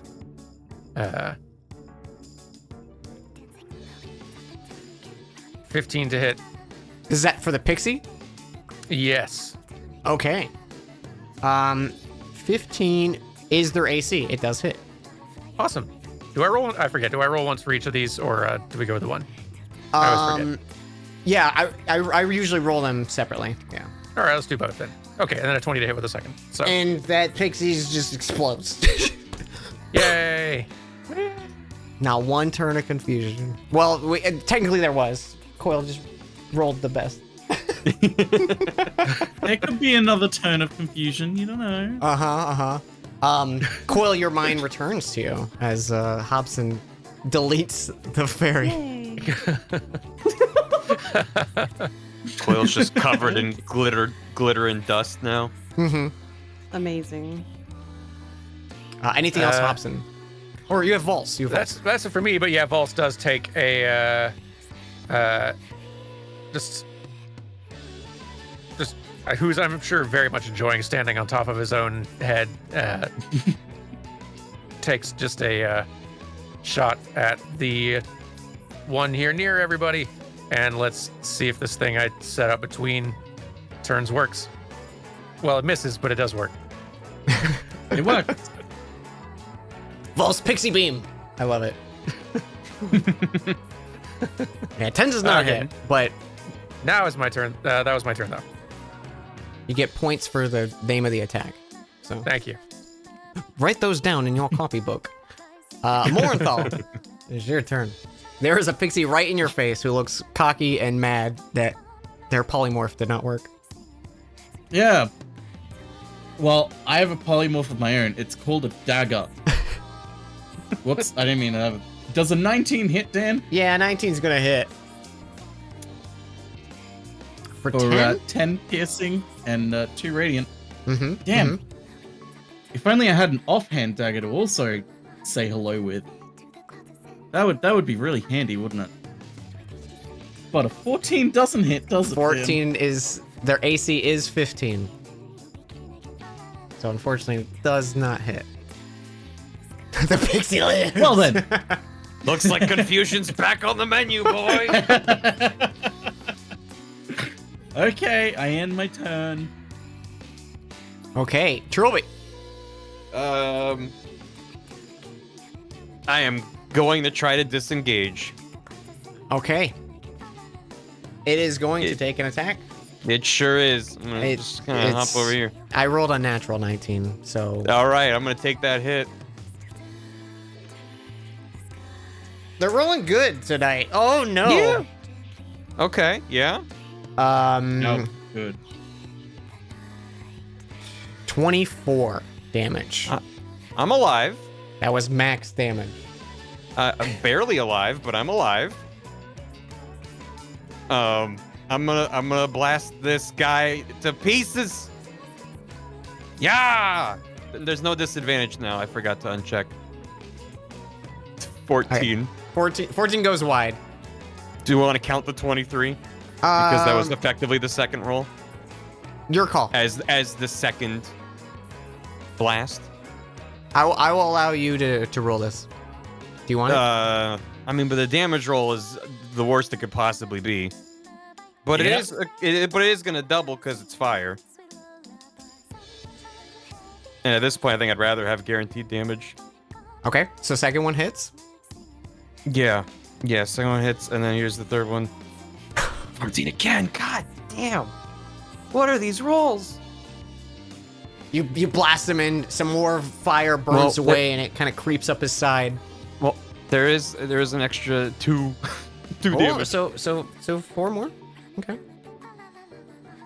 Now it creeps up even more. Good. But also, Scrubbins is gonna blast him. From where he is, because before where I was at, I didn't want to push him into Vals or like into that tree statue in the middle. Yeah, now you just have So- like some pixie dust. Pixie. What's is the candy called pixie dust?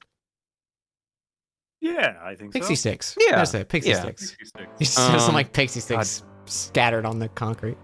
I have to look this up every single time. How do I do a ranged spell attack? So it's just a d20, just a normal roll, like you're attacking, and you add whatever your spell attack. So like on your spell page, there should be like numbers in the top right where it's like Yep. spell save DC plus something. I have the spell save DC and I have the spell attack bonus. And what's that You add bonus? that to your attack. The attack bonus is 8. Okay, so yeah, so you roll a d20 and add 8.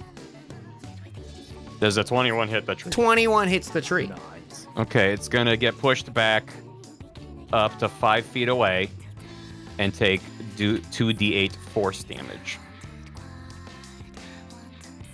There's some decent. Nice, rolls. nice. It's starting to smolder, and not in the sexy way. Oh. Oh no, the trees are hot. That's my turn. All right. It's in its final act of defiance. It one of its hands goes down, and you're thinking it's like bracing itself to fall, and it picks up a chunk of the marble slab that's this floor, and it just chucks it at you. Great. Let's go. If it hits me, I'm dead. I'm just gonna tell you right now. 22 to hit. Oh. Oh no. Yeah, it's gonna hit me. Yeah. Hang on. I don't think there's I gotta anything. find the And dice here. I got like all kinds of fancy stuff here. I'm like, I don't think enough. Not enough. Nope. The boy is unconscious. 26 damage. Okay, I had 4 HP. Okay, so just barely knocks you unconscious. Just barely Just hanging crushes in me under a block of stone. He's just Yeah. like, take that tree, fire kills you. Bang! Boom. Um, Just Wicked Witch of the West, just feet sticking out from under a giant block of stone. and I think the south one's gonna follow suit and do the same thing to you, Hobson. It rips up a What'd I chunk of do? earth and throws it. 13 to hit. What, like it's discus? No. The rock just smashes behind you and scatters. Ha! Try throwing it at someone bigger. And you glance over and see Trilby dead.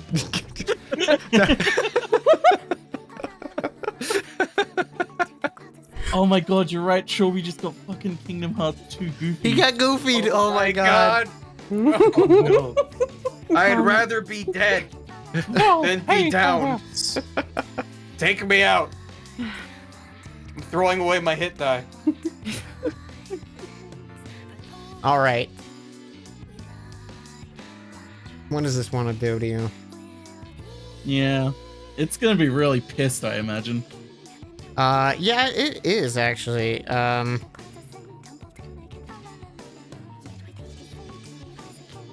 Let's see. What's The worst thing it could do to me. Give me an intelligence saving throw. Okay, let me see if I have advantage against intelligence saving. I do! If it's a spell, but It is a a spell. Woo! Oh, this. Yep. Oh no! It's always the ones where it should go well that it goes terribly. Yep. 8. 8. Yes.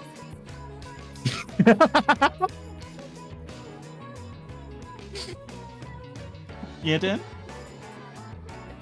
Hang on. He's cooking. I'm cooking.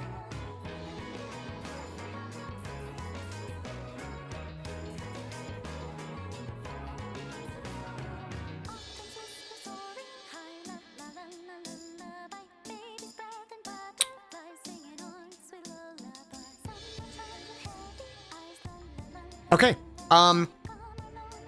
The fairy in a huff. She goes, well, let's see how you like this. And she snaps her fingers, and you see like a cloud of glitter and smoke appear around you. And there's this massive form standing in front of you, and you see this familiar Goliath, Yul Craterfist, is standing directly in front of you with that same wicked dagger that he stabbed you back in Philgrove. Oi, good to see you, Moanthal. And that is their turn. Phaley, you're up. I'm going to attack this boy. Actually, hold on. Sorry, I'm working off of a different monitor than usual, and it's really small, so I'm struggling to like get everything to show on one screen. You're totally good. Yeah, I'll attack this boy. All right. That boy is on fire and looking bad. Yeah, hopefully he's going to die. So do this. 19 19 does hit, or 12. and with this bolt of starlight, it pierces through, and like the flames kind of catch that red and white radiant damage, and like the flames turn from the orange to like a white as the rest of the tree kind of burns up and collapses. Fucking finally. It had 7 Trilby HP. is dead. 7 HP left. Yep. So if like any of those fails Yeah. that I got, oh my god. God, I had so many failed fucking bolts. Yep. Oh, Bailey looks pissed too, probably because the whole Trilby thing. yeah. Mhm. He's That's not Yeah. dead yet. He's just probably Yeah. gonna die. You can Yeah. see Yeah. Trilby. He's I mean- he's unconscious, but you can glimpsing at him. You can still see he's breathing, but he's looked better. Yeah, she's not real happy about this situation. Anything else? Nope, that'll be it for now. All right, Coil. No longer confused. You can do whatever you want. Okay. It's not like it worked at all. I know I could hear the sadness.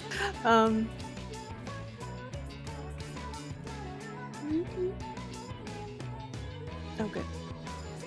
We have 40. We go here. And we hack. We hack. We're gonna reckless attack this time. Hell yeah. Ooh. To get advantage. 16. 16 is their AC. Oh, yay. 18.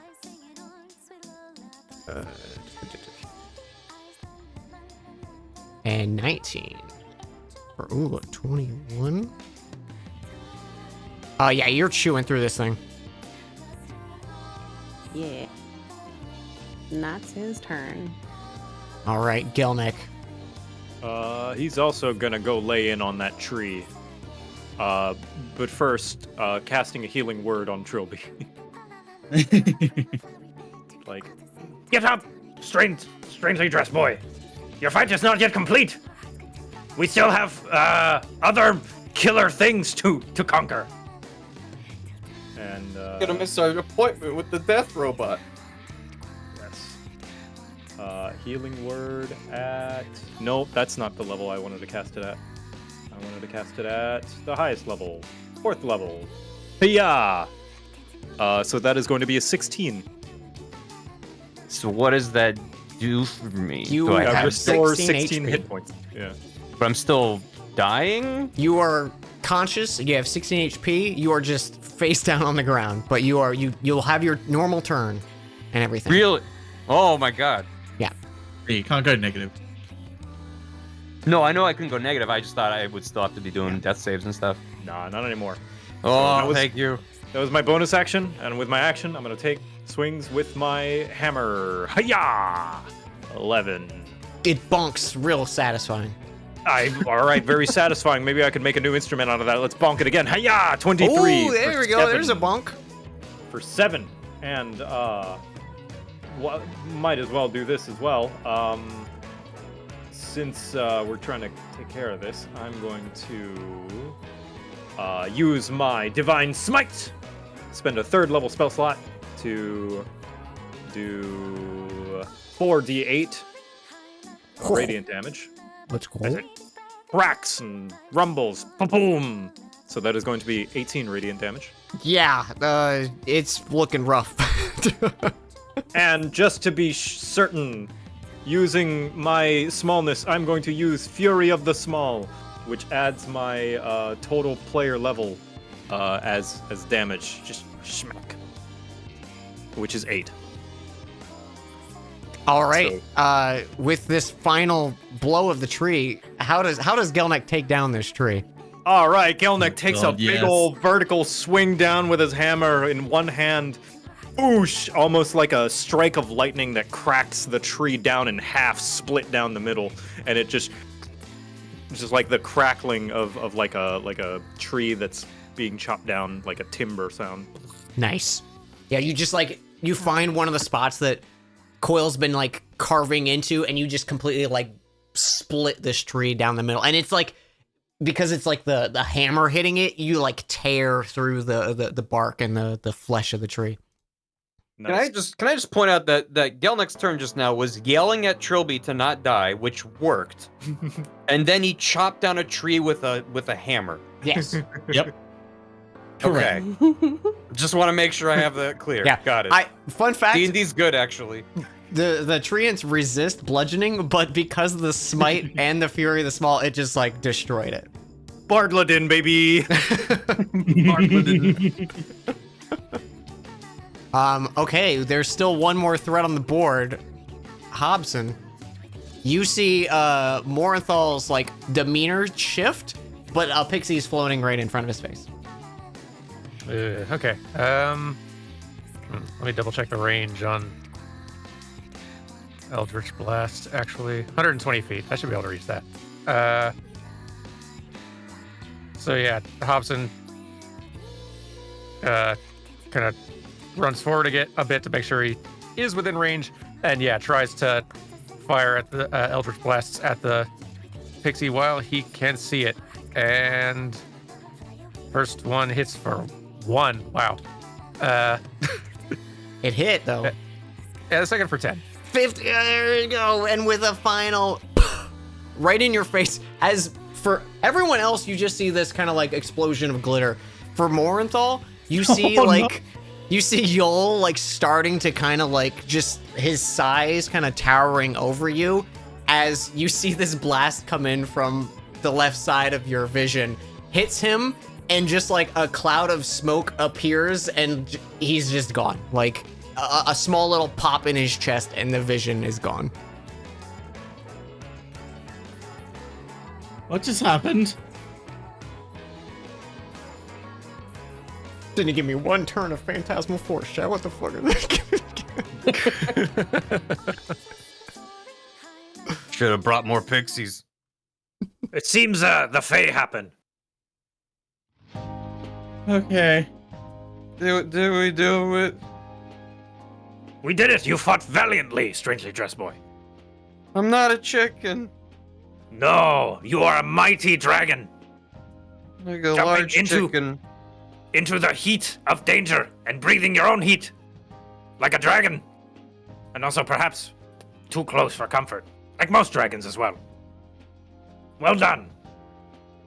Thank you, Double Leader. Joby's gonna sit there on the floor and eat some bonbons. Nice. That's better. Better. Are you okay, Joby? Yeah, I'll be fine.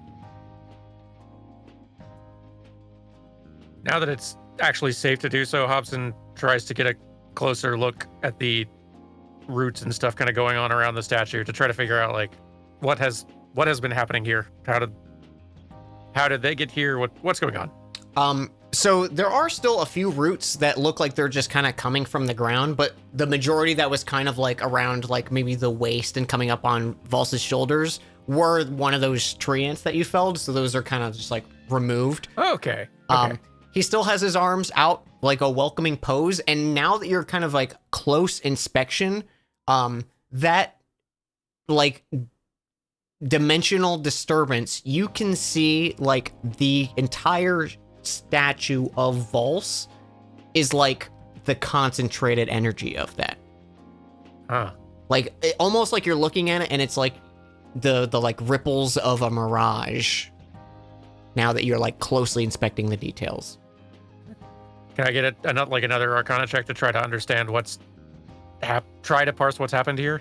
Sure. Why the statue ended up doing this? 17. It's a good roll.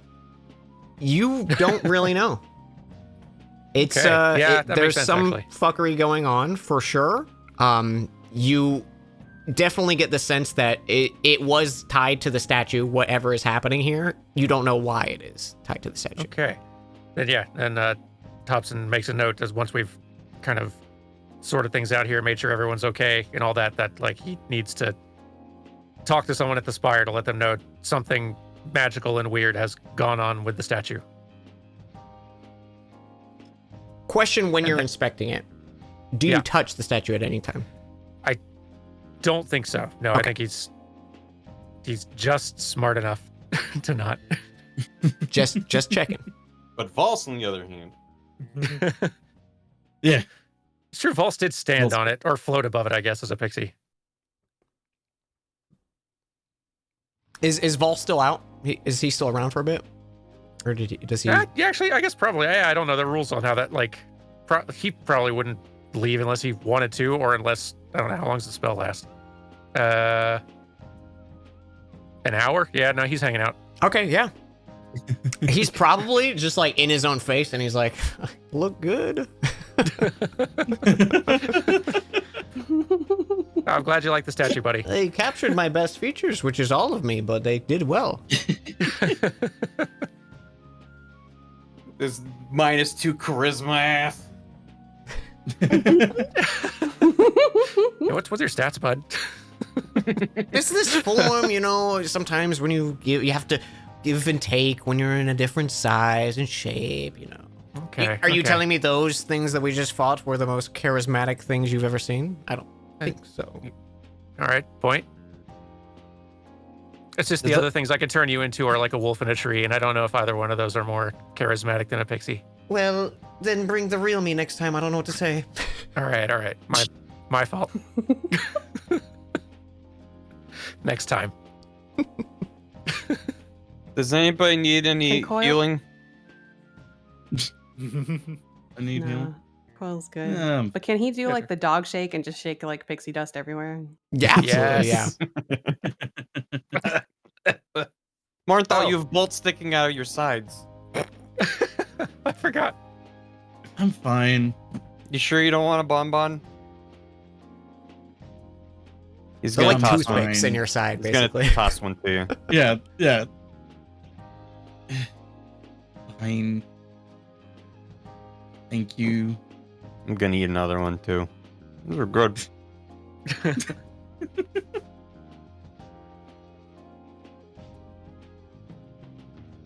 Oh yeah, guys, this is Valse. Well, he doesn't usually look like this, but this is the Gauntlet friend in my head. Bask in my glory. Hi, Vols. Always good to meet a warrior what knows his worth. This makes a lot of sense. See, I've always liked this one.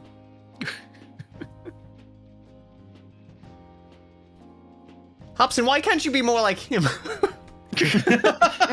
I'm trying.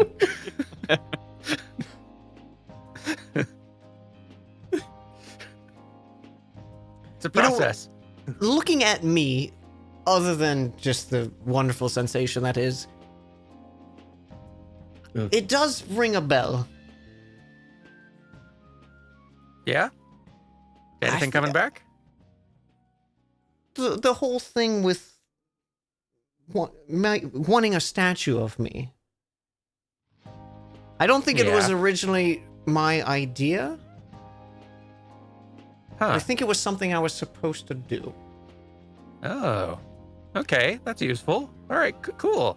Yeah, I'm glad you could remember that, bud. Yeah. All right. Do you, by any chance, do you remember whose idea it might have been? Oh no, there's no way I remember anything like that. Come on, Hobson. Okay, sorry, my bad. It's Sorry, ridiculous. you're right. Everyone can give me an insight check on that if you want. Absolutely. Yeah, 100%. Hold on. How is Trilby this coherent right now? He's eating a lot of bonbons. Yeah, All it- 11. 6. Hobson's that like, tracks. nah, checks out. Yeah. Okay, so Trilby and Faley, it's pretty easy for you to tell he's holding. He knows something and he's deliberately holding back information. Like he's brushing it off way too quickly. He's only had to lie to me so far, and he's out of practice. Yeah. He's gotten comfortable. Hobson's gullible. Hopefully, if anything, I say. Hobson's like, yes, I am. Yes, sir.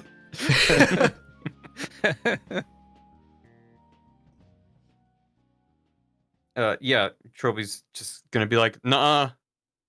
Yeah, huh? Oh, well, I'm out of ideas. I mean, I don't know anything. That's what I meant to say. Look, okay, so maybe I was someone of importance, and maybe as part of, coming to this realm, being a champion, Maybe I was supposed to take care of some busy work that I never got around to, and Hobson took care of it for me. Yes, Doesn't it I look great? did, yes. Your busy work was building a statue of yourself.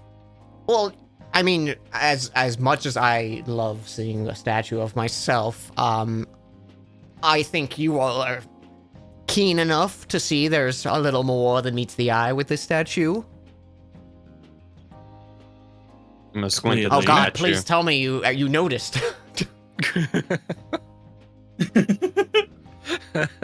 Coil's doing the head tilt again, like statue.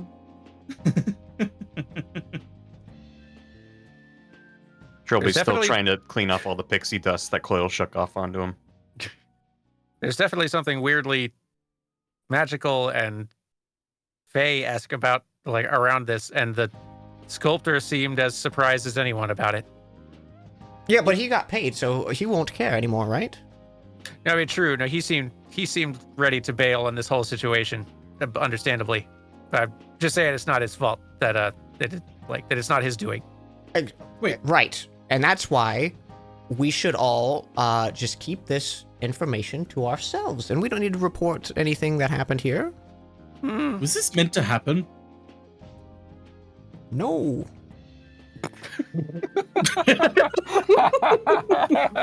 Amazing. No. Yeah, I mean, unless you crit fail, you can tell he's lying. God. Buddy. That'd be so Not gonna silly. stab you. Who are you? Wow.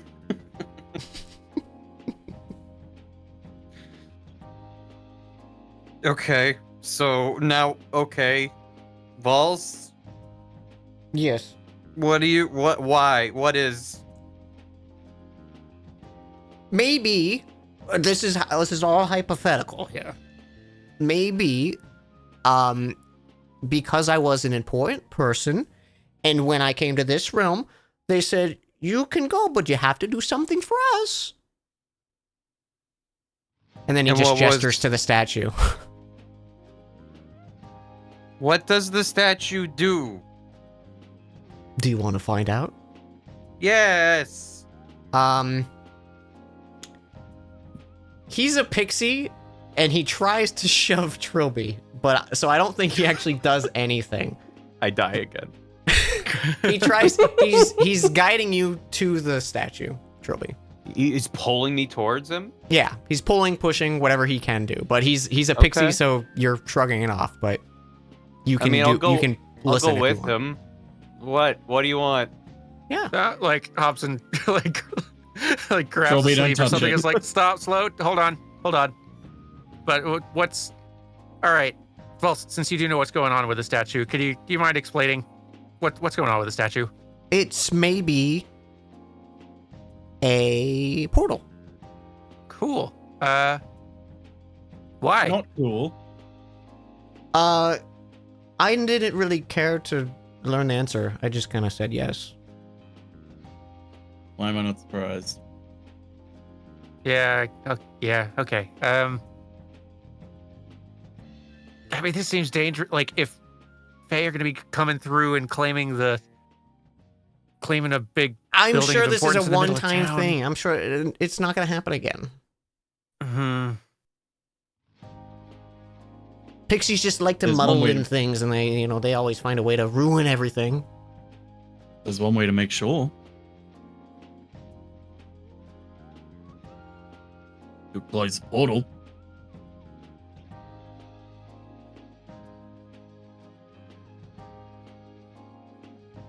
Mm-hmm. You did indeed just admit that pixies always find a way to ruin things. Mhm. Well, see, we got rid of them, and mission accomplished. Killing robot in the farm. We should go take care of that. It's getting Oh, late. death robot. We're gonna be So you late do for our pay appointment. attention. Okay, we'll just destroy the statue then. I don't know. Let's not act irrationally now. I never liked Then this close one. the portal. Gelnick believes he may have a solution here to get through to this truly great warrior. Now, Master Vals, was it? Yes. Would you like to be known as simply the cleanup person that has to take care of the Fae problem as if it were a pest that happened over and over? Or would you like to be known as Vals, stopper of all Fae for good, eternal title? Well, I mean, you have a good point, but I mean, it's not the worst place, you know. It's still my home. I'm not like, Yes. leaving the barn door open or anything. That is exactly what is happening. Okay. But consider this way. Gelnick has dealt with many a Drake here and there, but after so much desensitization, they are not as formidable. Fae, yes, very dangerous, but if they happen all the time, well, then they become the norm, and your feats of strength merely become no more than a janitor sweeping up the floor of disgusting filth. That does not sound like accolades to Gelnick.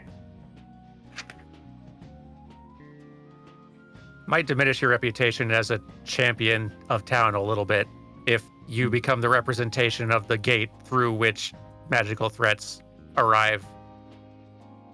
I don't think anyone will love you then. Oh, Yeah. You all are so insistent about this. We only care about your reputation, none more. Yeah, sure. We wish to protect it and make sure that it does not diminish. Mm-hmm.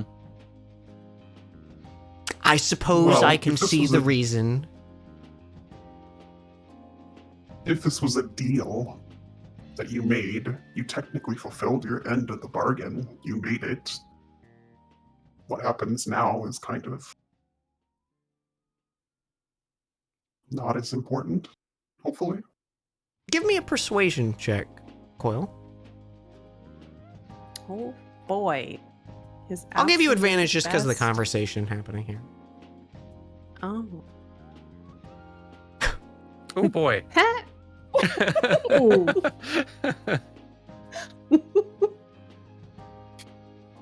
You're still covered in pixie dust, and it's kind of distracting. Yeah. Just glitter. all You over raise a Coil. good point. My only fear is... I mean, it's literally tied to my face. If something happens to it, who do you think they're going to come to first? Who's they? That is fair. It's not important. That's a good question. Actually, that is a Trophy. pretty good question. Like, who's I'm mad still at you on the other confessed. side? You know what? We should... I'm pretty hungry. What? Answer What? the question. There's perhaps important figures that they rule over the Feywild. You.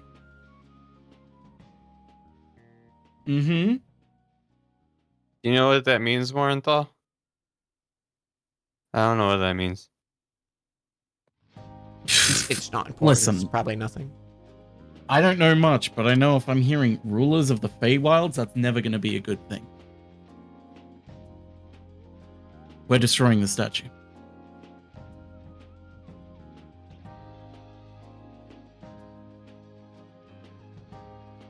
Unless you but- can close it without harming yourself. Yeah, what are there options, Vols, for making the statue not be a portal anymore? I mean, It's your most choice. statues aren't. Volse gets really close to you, Hobson. Mhm. In this presence you haven't felt from him. And he just says, "This is just as much on you." And he goes to the statue and places his hands, like his little pixie hands, on top of it. And you can see like a ripple where he touches. And the ripple like kind of extends outward, not on the statue, but like it's cutting through like reality. Like it just kind of extrudes outwards. And as he holds his hands there for a moment, the distortion that you've been seeing slowly starts to fade, and the kind of rippling mirage effect from the statue vanishes, and Vols lowers his hands and turns back to the group. Yippee! I appreciate that. Hail Vals, the great destroyer of the portal to the Feywilds! Forever! Hip, hip. Yay! Did the Hooray. statue return to the way it was first built, or is it still in the new pose? It's still in the new pose. Okay. And I think, Hobson, you watch Vols is kind of just standing there, and he kind of just turns to the side to like face away from the group, and he fades into that like that glitter that summons him in, and he dispels himself. Aw. Oh. Oh, it has had. Well, he's saying, I appreciate it, bud. Yeah. It's the hardest thing Vols has ever had to do. Probably. Hey, let me, pal, I know I'm already it kind of in service to you here, but if there's anything more we could do to help with any of this, please tell me. You don't know them like I do. And I know you don't because you would have left it open.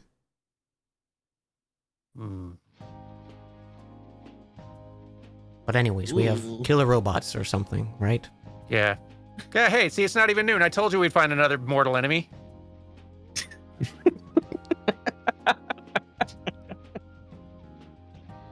Oh my god.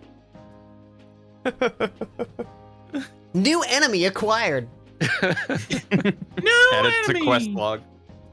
Yeah. The Fey Lords will remember this.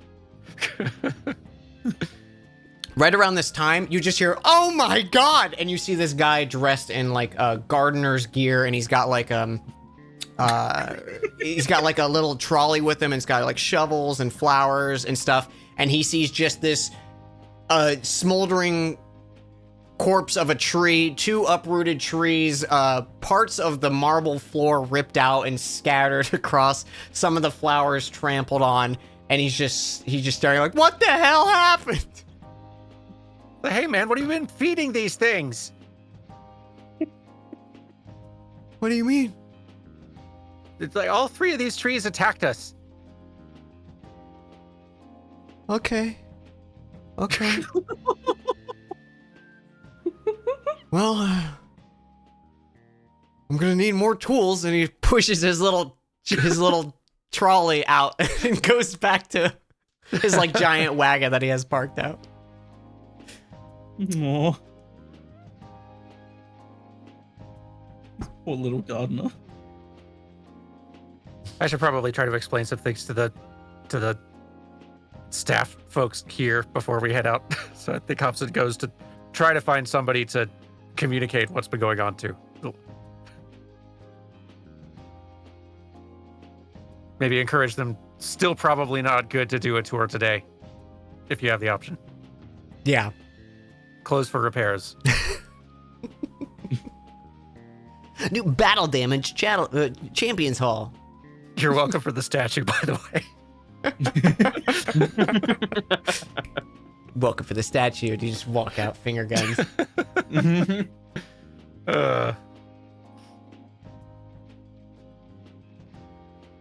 Mission accomplished. Mission. Death robot time? Hey, short rest, long rest. What do y'all do? I at least need a short rest. I mean, yeah, Short it's rest the might be nice, start of yeah. the day, so you can easily short rest. Use those hit die. Yeah. Are we gonna just regroup? That's back your to call. the What are inn. you Have a guys little thinking? I need a spot to have a little sit. Yeah, we can have a little sit. Oh, And find like a nice cafe in town. Have a spot of lunch. As you guys walk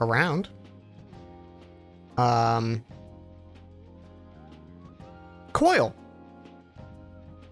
You notice a familiar gnome as you guys happen to pass by Mobe's pawn shop. You see Estevan Longfeather, the gnome, the brother of Marm, the engineer on the ship that you guys travel. Yeah. And he's got a like massive pack on his back, and you can see this like 6 foot tall construct standing next to him, and it's moving very like machine like, each step kind of heavy with the falls, and they're like their backs are to the group of you as they like approach the shop, and he takes off his back or his backpack, looks around, sees you, and he waves and he goes, Coil, and he looks both ways before crossing the street, and then he runs over to you. Just, oh, Coil, I'm so sorry. I know we weren't able to do the checkup that we were thinking about last time.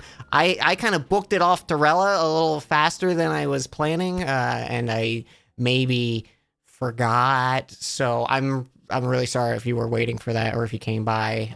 I haven't even talked to Mobe yet, so. Oh, that is fine. I hadn't gone by yet, actually. Okay, we did some digging and we found some cool stuff, and I could show you a little, or we could do. I mean, you guys look like you've just went through some stuff. But I'm in town for like the next week if you want to swing by, and I can maybe chat and show you some of the stuff I got on my trip if you're interested. Yeah, we definitely will. Yeah, awesome. Okay. Well, I'll let you guys get to it. You know, maybe lay down. Who's that? He'll like point at the other. That's Cog. And he goes, "Hey, Cog!" And the giant construct turns to you, and it's like a Krang situation. You can see in the center of his chest is this tiny little like toaster-sized construct, the familiar face of Cog that you've seen, basically like Clank, and he's piloting this mechanoid suit that is a hulking beast, like. Oh my god. And he just slowly walks over, and he's got that little tiny face, and it's like you're staring at his eyes, which are in the center of his chest. Oh my god. My eyes are down here. What? He just goes, "Hello." Hello. It's his battle form, like you know, if we're not walking around the shop and we're exploring, you know, I gotta have some muscle. Makes sense. Versatile. Yeah, I think he likes it.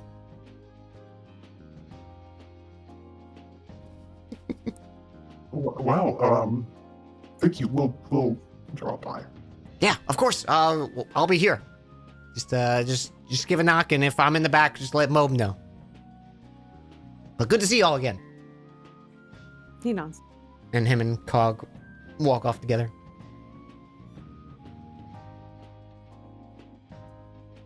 Oh.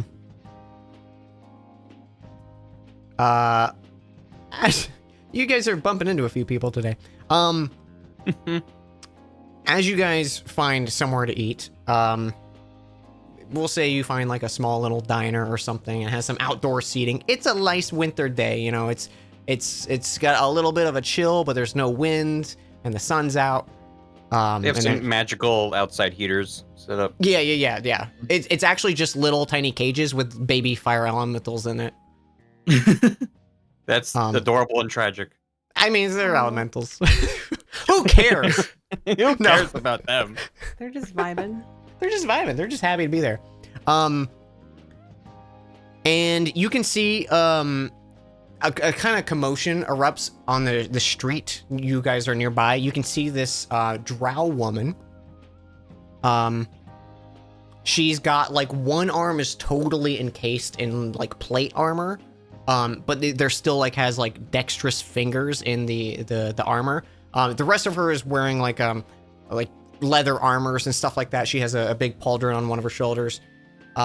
She has an eye patch going across her, a pulled back white like ponytail that kind of is short, like it's just enough to put in a ponytail.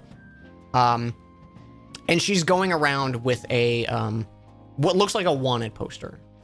And she's holding it up. And she goes up to a few people and she goes, "Hey, have you seen anyone that looks like this? No? Okay, that's cool. Thank you. Bye." And then like a few people just ignore her and walk by. She passes by your table and sees like a group of people and she holds up it. It's a unique bounty poster. I think Morenthal, you immediately realize what she's looking after. This is a student from Westmount. It is a very specific type of flyer. Basically hey, a mage escaped from this school and they're very dangerous. And it's basically a wanted poster of that. And you can see it is a like sketched out is this like scrawny golden dragonborn. Like almost kobold like features, but taller. Just in like the way they're presented, like they're a little more filled out than a kobold would be. And she holds up the paper and she goes, "Hey, any of you guys seen anyone that looks like this?" Trilby's gonna look over at Phaley. Haley's just gonna look back at Trilby. No. I can't help but notice you looked at your friend. It took a bit and then said no. I am concussed. Excuse him, he has been hit with a pavement square. Yeah, Yeah, this you guys- is also just how he is. Yeah. I understand if maybe you want to protect this individual, but they're very dangerous. I don't think we've seen anyone like this, sorry.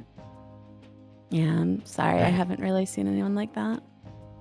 Well, if you do, find me or, kill him yourself or whatever. And she rolls up the bag and puts it in her, like one of her side pouches. And she starts to walk away.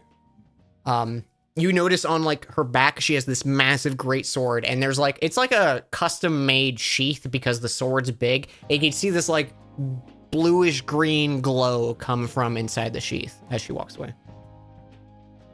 Oh.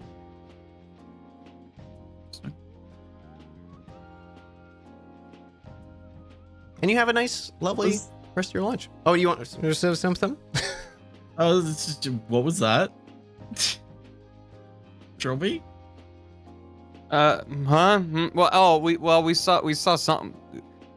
We saw some kind of a reptile thing. Yeah, I mean, We mentioned that at the inn in the basement, and we found the Yeah. blood in the journal.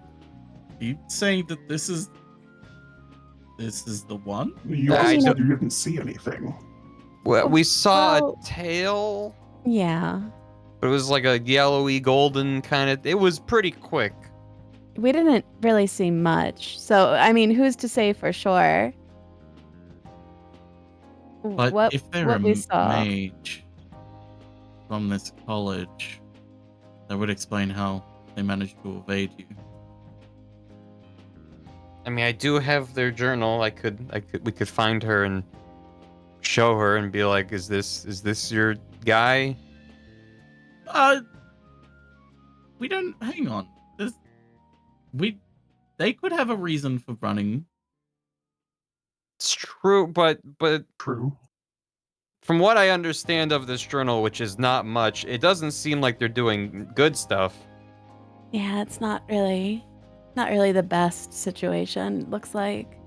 They're doing Yeah, some but- Scarlet Harvest stuff in here.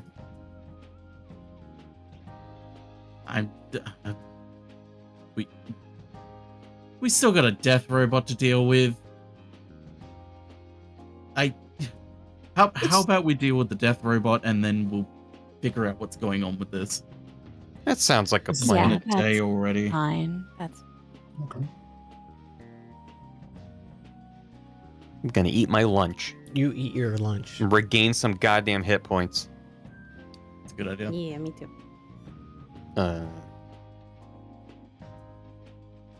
Yeah. Great. Do another one. That's slightly better. We love spinning it, Dice. I'm gonna spend more. I can do up to my maximum, right? Yeah. You just only get half back Yeah. after a long There we rest. go. That's better. Right. But I mean, you could also just Well, be like, here's 2 long rests back to back. There we go. There we go. I'm almost up to full now. Nice. And I only spent half of them. So there you go. There you go. Bada bing. Yeah. Bada boom. Yeah, perfect. Nice. Bing, bing, boom. You just gotta not get hit and take another short rest. Well, I might try to be ranged the way I'm supposed to be. I just happened to start next to a tree and started blasting, so. Yeah, you did just start blasting.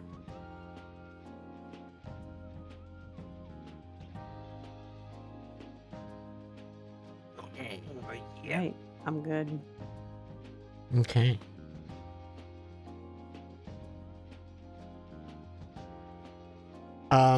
Oh, I thought how's it already been 4 hours? I want to keep going. I know. I know. I know. Time flies when you're getting smashed by a tree. D&D, my beloved. D&D. All right. I'll end with this, and if nothing happens, nothing happens. Hobson, can I have a wisdom saving throw? Certainly. Let's see. Wisdom saving throw. Okay. Yes. Okay. Here we go. Something happens. Finally, the pixies get to confuse someone. I was gonna say I could apply Flash of Genius. You wouldn't know about this. Okay, fair enough. Yeah, I have no indication that he would need help. So- What is this? Oh, not that one. No. Don't hit me with the Outer Wilds. This is the feels, man. I know. I want to just do like. And he's.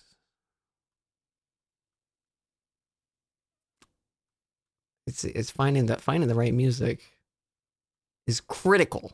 It's not even going to be good Absolutely. music when I find it. It's going to just be like. Mm-hmm, mm-hmm. You know what? Actually, this works. Ooh. Hobson, as you guys are having this lunch, you get eerily drowsy. A familiar sensation of losing yourself kind of rushes over you. But something new happens. You not often like you catch your head as like you're about to like fall and hit your head on the desk in school kind of thing.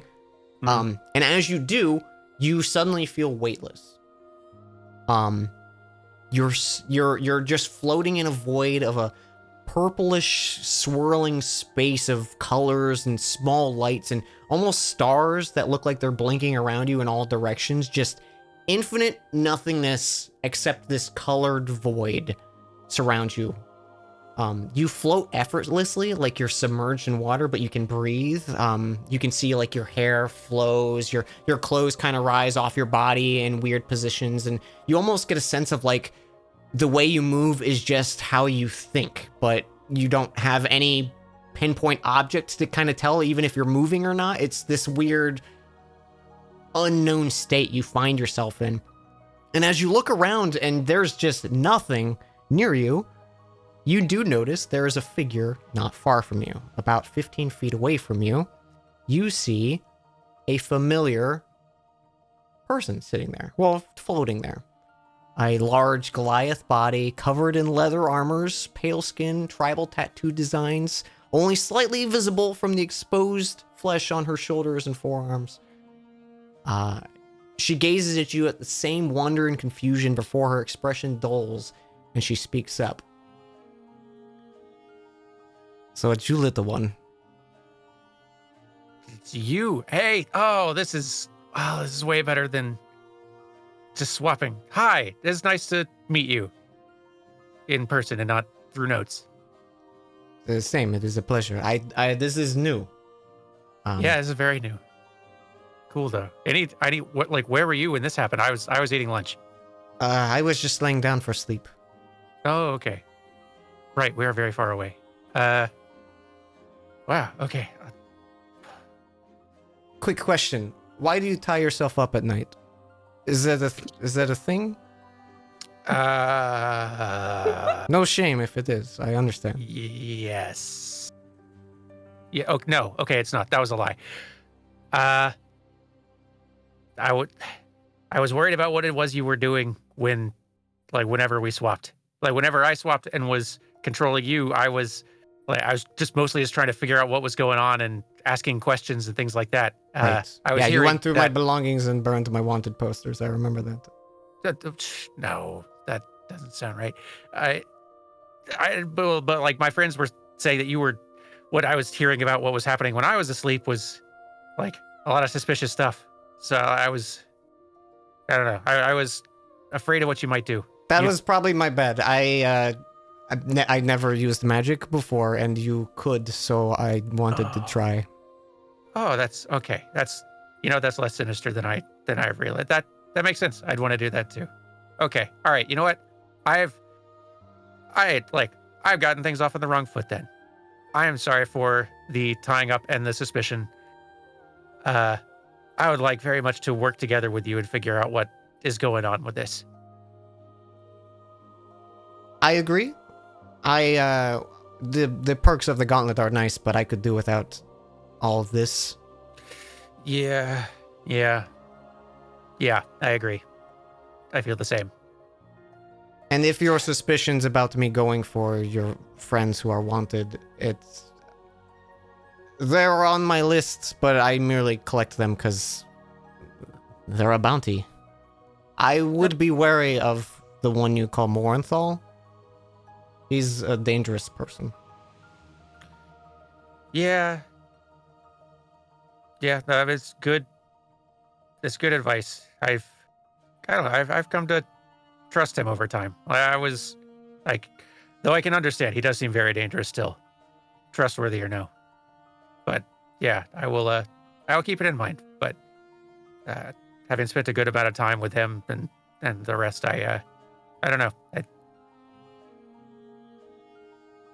He's worth being around. I'd much rather be his friend than his enemy. I understand that.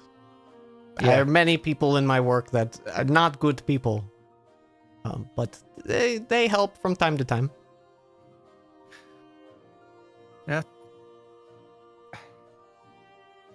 Is there anything I could do?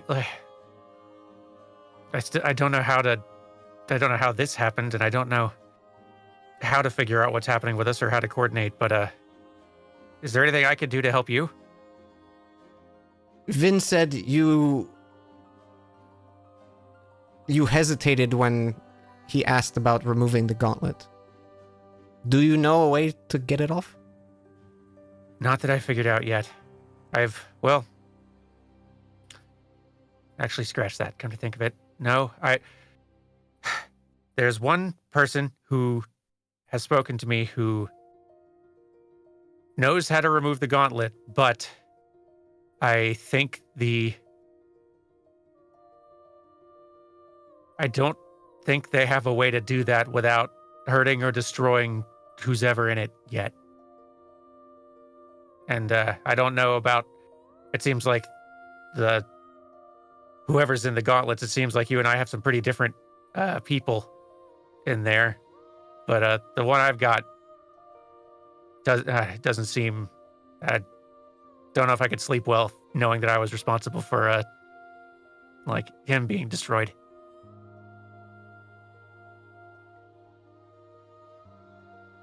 Understood. Who's actually, this is a great chance. So the one in my gauntlet is Vulse, and you've probably, I don't know if you've had a chance to chat with him, but he's, I don't know how trustworthy he is necessarily, but he seems about as confused as I do most of the time. Yours seems pretty different. Whose is yours? They are hesitant to give me any information, but I think after spending some time with your Vulse and them noticing you, I think they're the same person. Maybe just fragments? Oh yeah, that makes sense.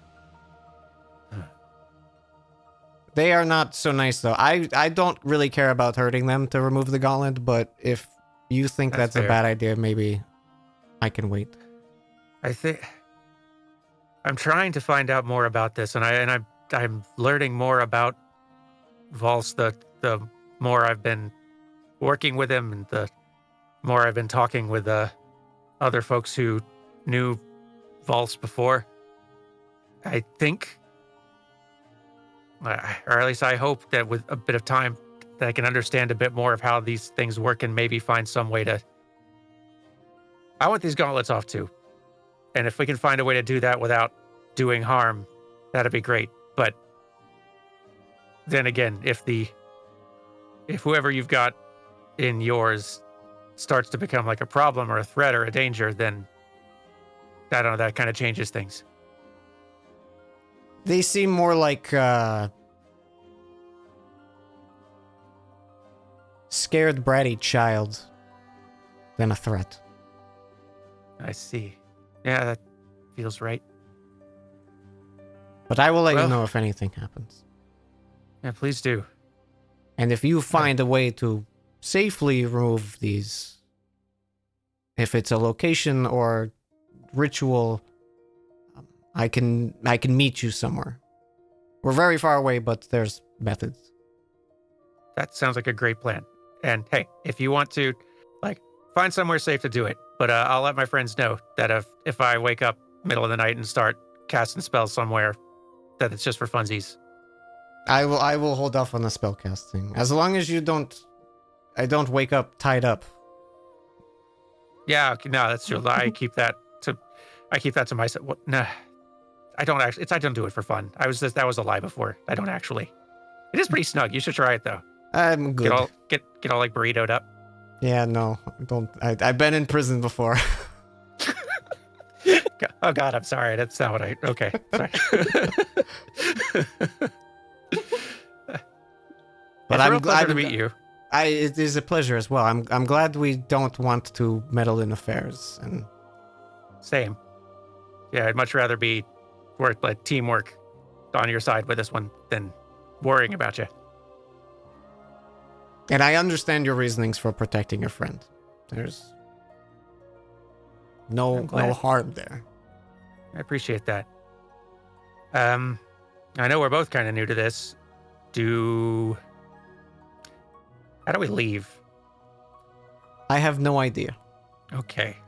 Look for a door, I guess. Hang on. It's just like And I think in that moment of let's look for a door, like there's like a loud noise, like someone like in the group calls to Hobson or something, and your attention, and you wake back up in that moment. The stress of the fight of the morning kind of fades, and your little cat nap kind of ends as you are joined by your friends back at the diner. Yeah, he probably does it sort of like it's sort of like in like sort of sniffs awake. Sorry, I just You're right. yeah. Sorry, I kind of half dozed there, and I No, guess you I was sleepy. You gotta be careful when you eat a lot of carbs. I get it. Yeah. Oh goodness. But hey, that was fun. I had a dream thing and got to meet the other person who had the gauntlet. Good news. Oh. We don't have to do like nighttime tie up burrito thing anymore. They're cool. We've sorted it out. Okay. And Hobbs just goes back to eating. You trust them? Yeah, actually, I think I do. Okay. The turns out the casting spells off the back of the airship was they have never gotten to do spells, and magic is fun.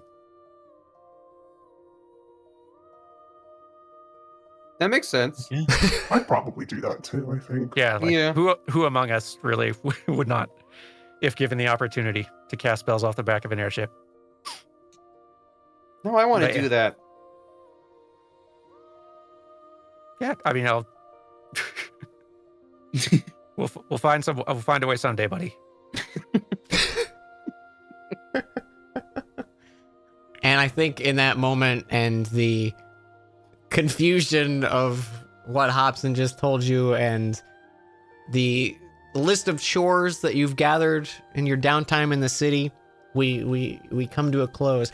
But just before we do, this crazed man with the white hair comes up and two goggles on. And he goes, Trilby, we gotta go to the future. It's your kids. And Uncle Pancreas. no, we haven't even met Pancreas yet. I know. But yeah, we got a list of things to do, and not even the main my plot. Yeah, no kidding. We didn't even get to the death robot. Didn't even get to I the Death know. Robot. Yeah, I know. I didn't. The time I lost track of the time. I was so excited. It was a hoot. It was a hoot. What happens Thank when you guys That for was very playing. fun. Thank you for running. Yeah.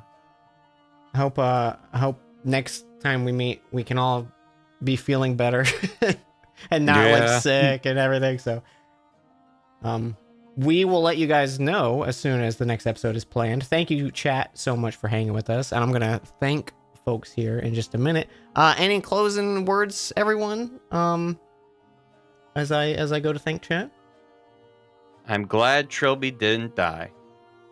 Me We're I'm too. glad also glad Trilby got Trilby didn't hit in the die. face with a marble paper. I mean, there's been so many combats where everyone's beaten up and bloodied, and Trilby's just standing there with max HP. So it was a long time coming, I think.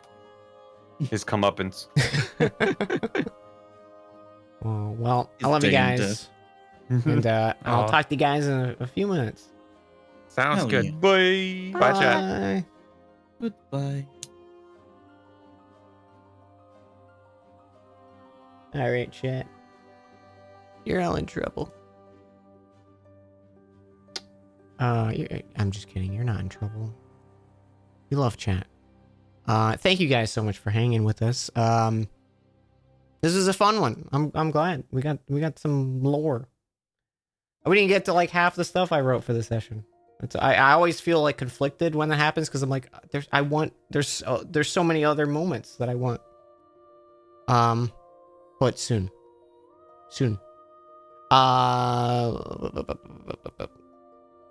Oh, these were during the PlayStation plays and I missed them. I'm just gonna thank them now. Lauren, thank you so much for 27 months. Jaffa, thank you for 28 months. Rob, thank you for 2 years, 24 months. Thank you so much. Give me your username. Thank you for 100 bits. Lynn, thank you for the Prime sub. What the heck? Thank you. Caligura, thank you for 34 months. Polarish, thank you for the soup. Probable Futures, thank you for gifting a sub to Jax. Oh, I'm so excited to look at Jax art. Jax_pool, I think is also their Twitter. Go follow. Love all their art. I love all their art. Hi, Jax. It's like my favorite part about D&D sessions is going to see Jax art. Naru, thank you for 18 months. Thank you. Why does everyone hate my name? Thank you for the 1,000 bits. You just finished Baldur's Gate 3 and you absolutely love them. Aw, thank you for watching through the VODs. I really appreciate that. It was a fun time. I'm glad to be done with Baldur's Gate 3, but I've kind of already been like, what if I start another playthrough? Like, first I gotta feel better before I start another big game, even though fucking in 2 days Persona 3 comes out, so I need to be ready for that. Ankimana, thank you for the soup. Naru, thank you for the 72 bits. Kitsuna, thank you for the tier 1 sub. The brand new sub, thank you so much. Nicole, thank you for 26 months. I hope you feel better. Chroma, thank you for 10 months. And My Best Toast, thank you for the 1,000 bits. Thank you, everyone. Yeah. Honestly, chat, I really wanted one of them to touch the fucking statue. That's all I really wanted. I just wanted one of them to go to the Feywild so I could punish them. That's all I wanted.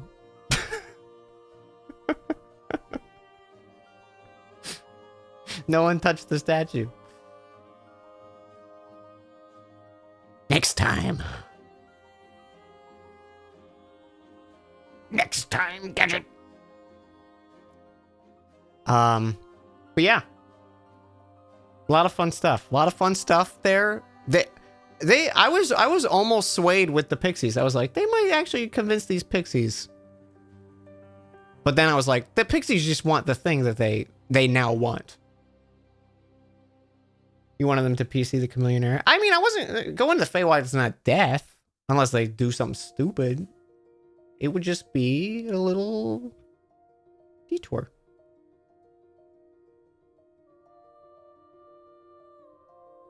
I mean, unless they stayed there specifically a very long time, then it could be an issue.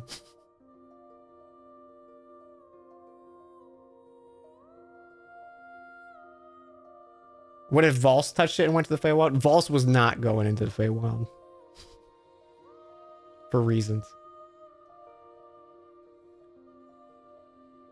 If someone dies and becomes Lady Belle, I mean, it would be cool.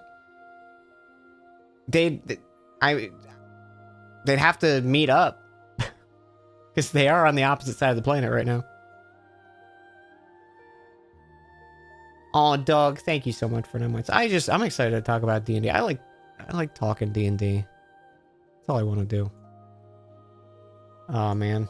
I am hungry, though, too. I suppose I should wrap up stream and get ready for the old, food. Oh, there goes the music. Music is gone. Who's streaming? Who can we go raid? We can raid.